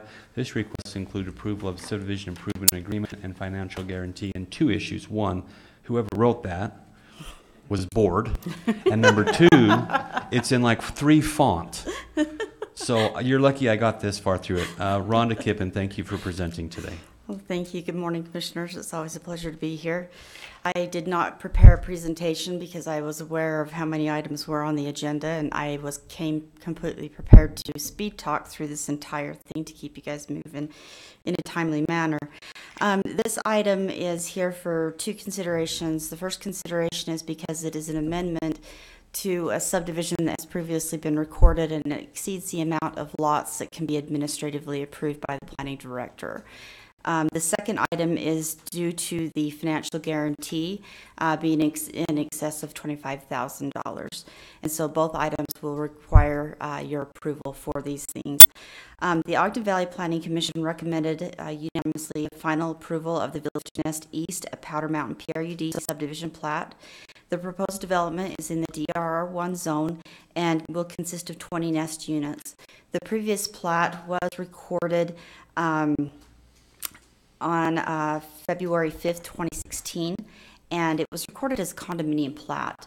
The condominium plat allowed for some of the units to have shared garages for the other units.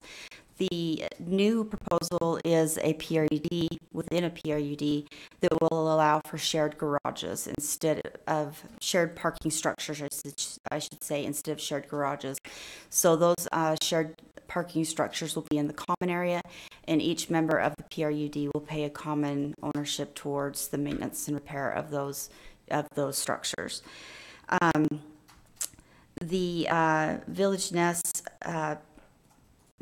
East at Powder Mountain PRUD will vacate and replace the previous platted Village Nest at Powder Mountain, a condominium plat, and it will also identify some limited common area around each of the individual nest units so that decks and different items can actually encroach into those common areas.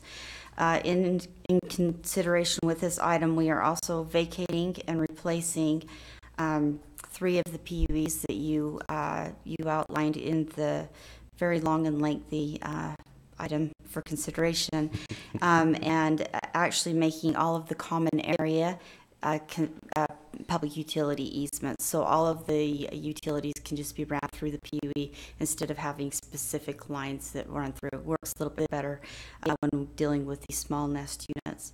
The common and limited common areas will be dedicated as public utility easements. The overall development area is approximately 2.059 acres, and 1.056 acres, approximately 51%, will be preserved as dedicated common area. Due to the previous plating of this area, the village next east of Powder Mountain has been processed as a plat amendment. It is being forwarded for final subdivision approval instead of going through preliminary and final. And the final details on the subdivision improvement agreement, sorry, this letter came through at the last minute. The condominium, based on the different utility easements and having to route everything around, and the additional infrastructure that was involved with the condominium plat, the escrow was for $498,085.36.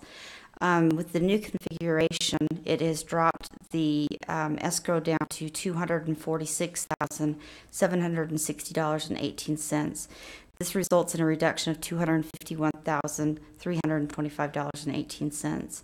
We are aware of a few invoices that Summit owes the county, and Summit has actually agreed to have the county withhold $3,995.09, making the county whole on all of the outstanding invoices. And the remaining $247,330.09 will be released to Summit Mountain Holding Group Phase 1 LLC at the end of the recording process to solidify the new financial agreement. This is kind of a unique scenario where we have more money than we needed. So this process has been run past our legal division, past Sean Wilkinson, past the county engineer, past the engineer over the project. It's been run past Scott Park and past John Bond, as well as the developer, and all are in agreement with this proposal. Unless you have any further questions for you, or for me, any questions for you, any questions for me, I can turn the time over to the applicant's representative, which is Rick Everson, who is here, or whatever you guys feel best with. I don't have any questions. In fact, I'll make a motion that we approve the final approval of the plat amendment and everything associated to that item on the agenda. I have a motion, and I will second the motion. Any further discussion? Seeing none, all in favor say aye. Aye. Aye. It passes. Thank you. Thank you. Item number 7, request for consideration or action for a request to amend a previously approved conditional use for the fairways at Wolf Creek PRUD. The amendment will reduce the density in multi-phase PRUD from 115 to 99. Rhonda Kippen. We'll have a lot of questions for this because the Wolf Creek guys are kind of sketchy. Yeah, they're kind of sketchy. And actually, I don't know if any of the HOA members showed up, but there is a letter in your packet from the HOA. Yeah. And I did want to have this as a discussion items. I did send this out to you guys a few weeks ago. I did have the opportunity of meeting with Mr. Harvey, and I did not hear back from Mr. Ebert or Commissioner Ebert or Commissioner Gibson if they had any additional questions, but I did want you guys to be very much aware of this. Basically, what this is doing is cleaning up the fairways at Wolf Creek.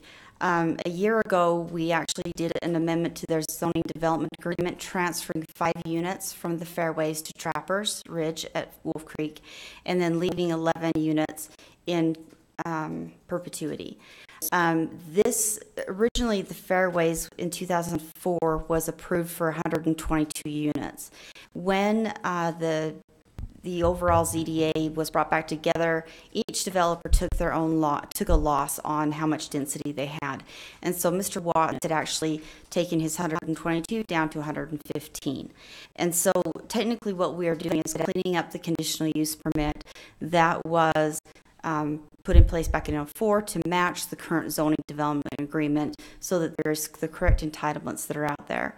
As this process got brought forward, the HOA reached out to me, and they were concerned about us entertaining amending the CUP because of previous discussions that they had had with our legal division and staff, and some amenities that had not been approved or had not been installed in a previous phase, which is in phase 3. Nowhere in our code does it require that a phase is completed before moving on to the next phase. And so, but what is in our code is that you have 1 year to record the next phase. So it really puts a crunch on the developers when they're putting in these private amenities. So what we are up against is a clubhouse and a tennis court that has not been completed in phase 3.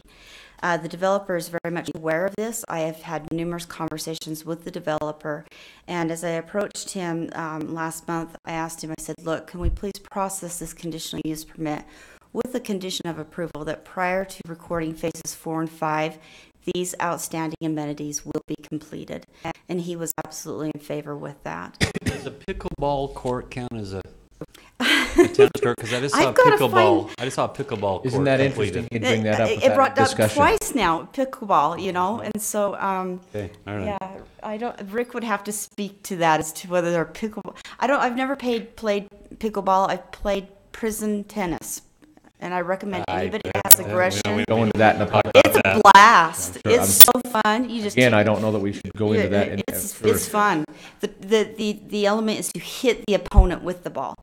So it's fun. You should try it on your angry days. Be incarcerated first, but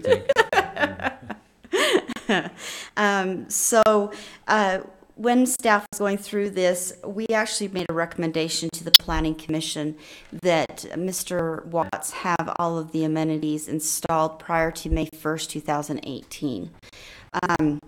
The HOA wanted a more restrictive date put on this. They wanted the amenities completed by January 1st, 2018. We had some theories behind why we had gone with the May 1st. The HOA is just frustrated and ready to have this over and done with. However, during the meeting with the Planning Commission, our legal counsel, who is also here today, he does an amazing job. He did point out that if we are going to put a solid date on this condition, that we better have a finding in code that will support such a date. And our code does specifically outline deadlines as to when Mr. Watts will have to have his final subdivision plat recorded or approved, and then final subdivision plat recorded. So there is deadlines already built into our code. He did receive preliminary subdivision approval for phases 4 and 5. So technically he has 12 months to get final approval and then go and move forward with recording. So the May 1st deadline really only was at a month away from what, if we just default back to what the code restricts or requires for him to get these amenities in. And he is in favor with going with what the code does require. And so based on that, that's kind of the quick and easy process of what we've done with this CUP and the amendment that's being brought forward to you. Wonderful. Thank you very much, Rhonda. Any questions, Commissioner? I don't have any questions on that one. I appreciate the explanation that's gone into it. Thank you. Thank you very much. With that and with the preparation for item number 7 now, and not number 6, I'd move for approval of item number 7 on that Wolf Creek PRUD. I have a motion, and I will second the motion. Any further discussion? Seeing none, all in favor, say aye. Aye. Aye. It passes. Thank you. Thank you, Rhonda. Item number 8, request for approval of a contract by and between Weber County and North Ogden City for local transportation funding agreement 400/450 East project. Mr. Larson, glad to have you on board. Commissioners, good morning. Thank you so much. Afternooning. Good morning. Should get through this before 2. 2 o'clock? Yeah. Okay. I have no comment for that. Commissioners, I'm happy to go into as much detail as you like. I don't sense that there's Really any public here that's specifically interested in these two contracts, which are actually kind of interrelated. The first contract between Weber County and North Ogden City for improvements to 400 and 450 East at the north end of Washington Boulevard. North Ogden intends to widen that transportation facility. The funds provided for this project and other similar projects come through what we have labeled as the Weber County Local Transportation Fund. We have two funds, a corridor preservation fund, which is funded by the $10 fee on your motor vehicle renewal and a portion of the third quarter cent sales tax for transportation.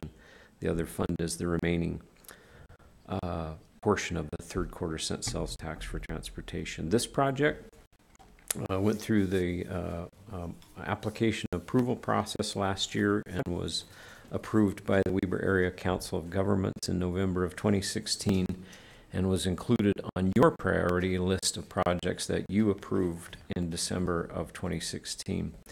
For this project, North Ogden City is requesting $625,000 for construction and construction-related expenses for this project. If you don't have any further questions or are not in need of detail, I'd ask for your approval of this local transportation funding agreement. I need to understand this a lot better, Douglas. Thank you for your call earlier or prior to this meeting, and I'll learn more, but I'm going to trust your work on this, and I'll make the approval that we approve the contract between Weber County and North Ogden City for the transportation funding agreement for 400 and 450 East project. And also, since they're both related, I'd also make a motion for item number 9, which is the old number 8, to request approval for a contract between Weber County and North Ogden City for a local transportation funding agreement for 2600 North. And I will second those. Both of these, I believe, have gone through the Transportation Subcommittee of the COG and then through to the COG, so our local area governors are all aware of this. That is correct. Yeah, so that's why I feel very comfortable on the second. And if I may note, Commissioner Chair Ebert, for the record, the second contract on 2600 North is seeking $1,030,000 from the Corridor Preservation Fund. And I believe this project also has some, does it have state dollars or COG dollars? I can't remember. It has state and city dollars. Yeah. Both projects do. The city, North Ogden's been very aggressive in lining up other funds for these projects. Okay, I have a motion of approval of both of the contracts specific to the North Ogden 400, 450, and 2600. Any further discussion? I did second it. All in favor say aye. Aye. Aye. It passes. Thank you very much. Thanks, Commissioner. Thank you, Douglas. Item number 10, request for approval of a contract by and between Weber County and Jeremy Horns Elite Fight Night to have Jeremy Horns Elite Fight Night at the 2017 Weber County Fair. We've already talked about the fair, so we don't need to go into it again. Really? We had Commissioner Gibson talked about the fair in another. Yes. So Great presentation. Sure. But, okay, briefly. Jan Wilson. Commissioner, sorry. Trying to, get you out of here by noon. This contract's for $20,000. It's for a Friday night event at the fair. It will be held in the Golden Spike Event Center Arena at 8 o'clock. Questions for me? Awesome event. I am just amazed at the amount of publicity on this one versus the amount of publicity that was here 7, 8, 9 years ago. So I would move for approval of a contract between Weber County and Jeremy Horns Elite Fight Night. And I will second that. And again, there's tremendous excitement about all the events at the fair, and this is just another one. Any further discussion? Seeing none, all in favor, say aye. Aye. Aye. Any opposed? It passes. Thank you. Item 11, request for approval of a contract by and between Weber County and Mike Van Alphen to have Mike Van Alphen produce the Demolition Derby at the 2017 Weber County Fair. Jan. Okay, this is a contract, like you said, between Weber County and Mike Van Alphen. It's for $5,500. He comes in, puts the derby together, and then we pay out their prize money. So it's a great event. He's actually named it this year the Western Grand Nationals. He's made a crown. He's welded it all together. Yes, it's going to be fun. Awesome. Anyway, just here for your approval on this contract also. Thank you, Jan. Commissioner Harvey. I'll make a motion that we approve the contract between Weber County and Mike Van Alphen for the National Western Finals Crown Trophy Derby for August 12th, Weber County Fair. I'll second that motion. Any further discussion? Seeing no further discussion, all in favor say aye. Aye. Aye. Any opposed? It passes. Thank you, Thank you. Jan, very much. Item number 12, request for approval of a contract by between Weber County and Securus Technologies to provide inmate telephone and video visiting services. Stephanie Ebert. Hi. Hi. So we've gone through an extensive process to come up with a new contract for inmate video visiting and telephone services at the Sheriff's Office. You may recall we did receive a protest letter as part of this process from our current provider. We met here in front of you, and we did not believe that their allegations were valid or accurate.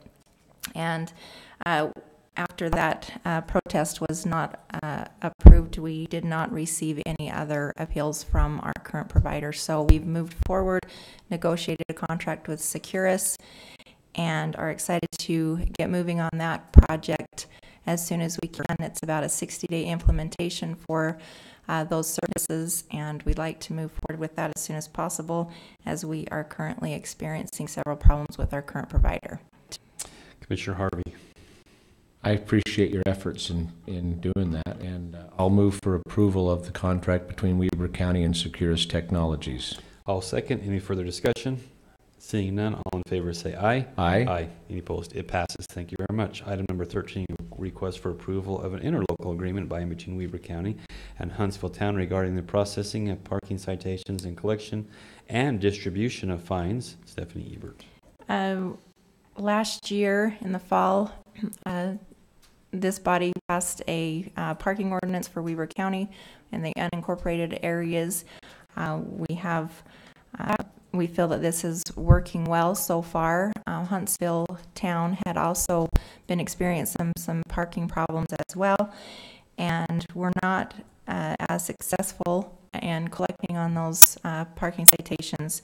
So they have adopted our ordinance, Weber County's ordinance, to use in their town as well, and have asked us to help them process those citations and collect their fines for them, and in exchange for a percentage of the fines that we collect. So I'm just here to ask for your approval for that agreement. Okay, thank you very much. I know we have some specific questions on fines, but we'll talk to Scott Park about that. Do you have any further questions about the contract, Commissioner? Not at this time, and move for approval of that interlocal agreement between Weber County and Huntsville Town. I have a motion to approve. I will second that motion. Any further discussion? Seeing none, all in favor say aye. Aye. Aye. Any opposed? It passes. Thank Thank you you. very much. Item number 14, request for approval of a resolution of the County Commissioners of Weber County appointing a member to the Western Weber Planning Commission. Rick Grover. Good afternoon. We have one individual who has his terms expired, Mark Whaley, and he wants to be reappointed. It would be a 4-year term to the Western Weber Planning Commission. Commissioner Harvey. I'll move for approval of that. I will second that individual. Any further? 27. Any further discussion? No. Fatima? Aye. Aye. It passes. Thank you very much. Item 15, request for approval of resolution of the County Commissioners of Weber County appointing a member to the Ogden Valley Planning Commission. We have a 4-year term that needs to be filled, and then we also have a vacant seat that needs to be filled, and that term would expire in 2019. We have a few applicants. Carson Young is a general contractor. Matthew Carden has some expertise in hospital administration. Troy Green, his background is in real estate. Gail Meekins has some planning background. Chris Hogue he's with the Weber Basin Water Conservancy District, which would be very valuable. And then we have Steve Waldrop, and he has some valuable real estate consulting qualifications. Thank you. Commissioner Harvey, any discussion on possible positions? There are 2 positions available, is that correct? I want to make sure. Correct. Okay.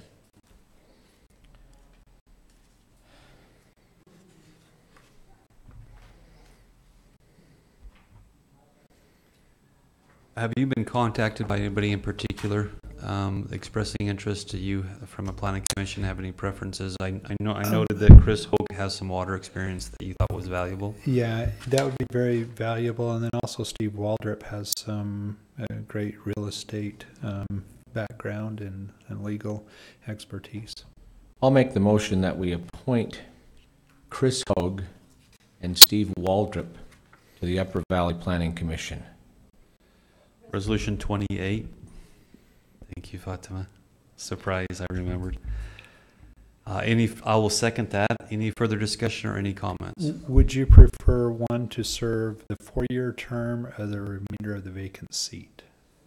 My preference would be that Mr. Hogue fills the remainder and Mr. Waldrop fills the 4-year seat. Okay. I don't know if that would be. That works for me. This would be. That works for me. Okay, it's been moved and seconded. Any further discussion? Aye. Aye. Thank you very much, Fatima, and thank you, Mr. Grover, for all the work that you do. Item number 16, sorry. We're back on track. Request for approval of the 2017 tax rates. Mr. Ricky Hatch is our presenter. Mr. Hatch, welcome back, and I can see your face. It's very nice. Thank you. Very handsome. Ricky Hatch is no longer here. This is his younger brother. Rene. Yeah. A little French. Maybe. Okay, yes. This is according to state statute. We're required to approve the 2017 tax rates. The only thing to consider with this is with the tax increase that was thoroughly discussed last year, and the commission set the tax rate. We are by law prevented from exceeding that tax rate, and we have fully complied with that.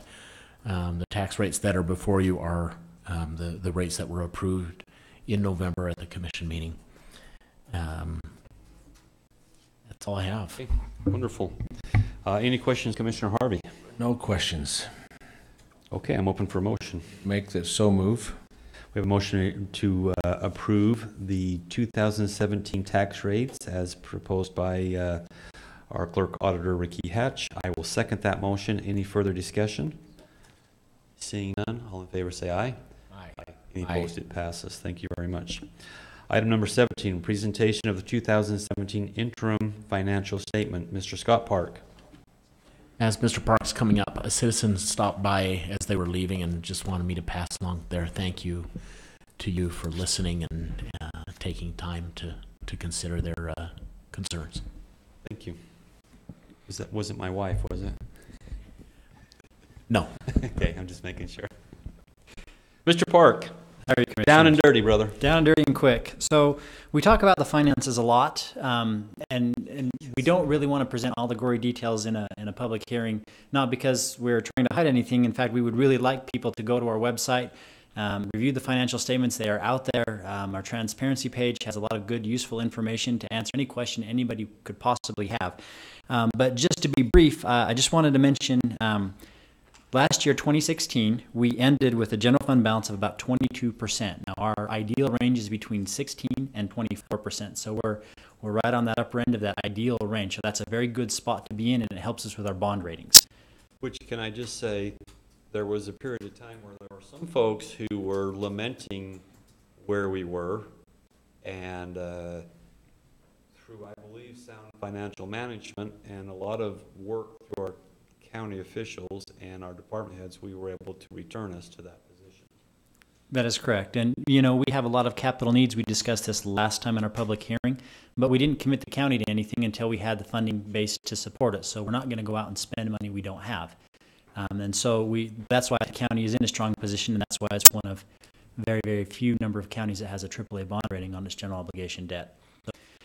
So with that, though, what we like to do is go over each quarter and just review everything and make sure there's nothing that looks out of line. And as you have the interim financial report in front of you, you can scan through it at your leisure if you'd like, but I'd like to just point out, we do a detailed review of this, and there's nothing that looks out of line. We are right where we expect to be at this point of the year.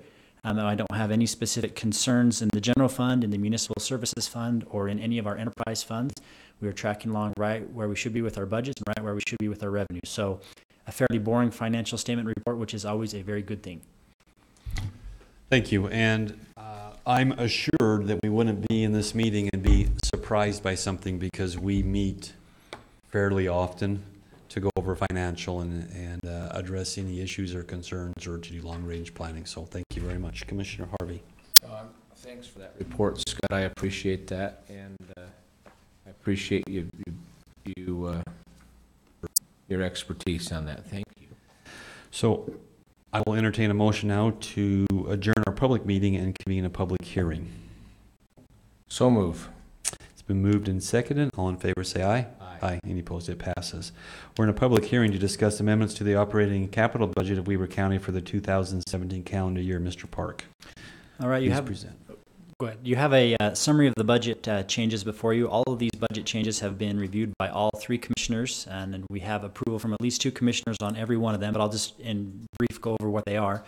We have about $18 million of capital projects that were approved and funded in prior years, but because of timing of construction and other things like that, they didn't get completed last year. And so we're just requesting permission to continue to spend that money into 2017. Library construction and transportation projects make up the vast majority of that amount. We have $1 million of new grants that we have received, and we just need authorization to spend those. The bulk of that, $1 million, came in to help with some flood control projects, but we also have some body camera grants for the sheriff's office totaling $40,000 and some weed control grants totaling just under $10,000.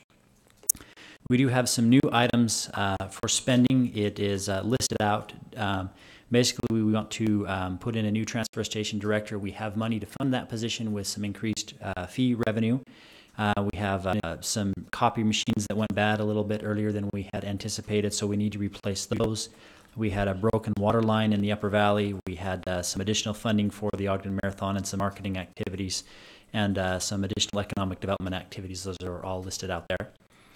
And then finally, the capital projects area, we would like to accelerate the purchase of 4 dump trucks. These were going to be purchased in 2018 with the fleet funds, and we'd like to accelerate that towards the end of 2017 this year so we can have them in place before the winter season.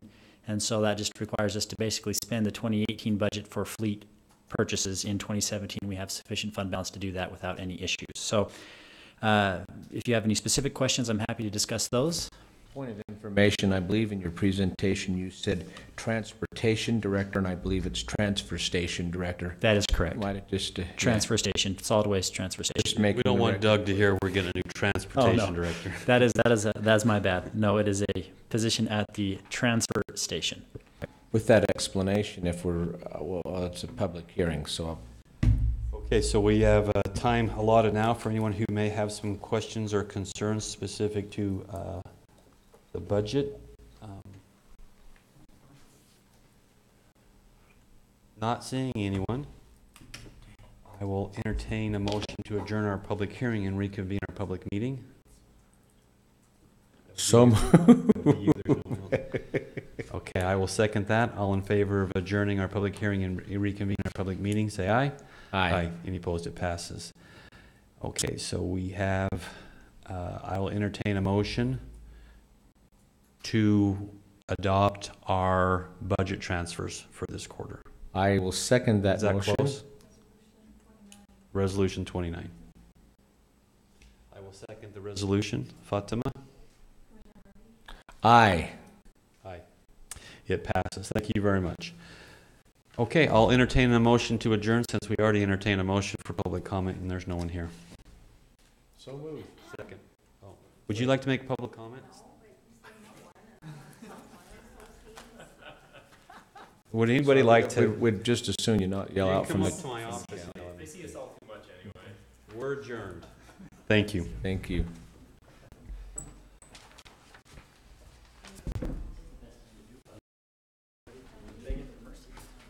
Both of you next Thursday.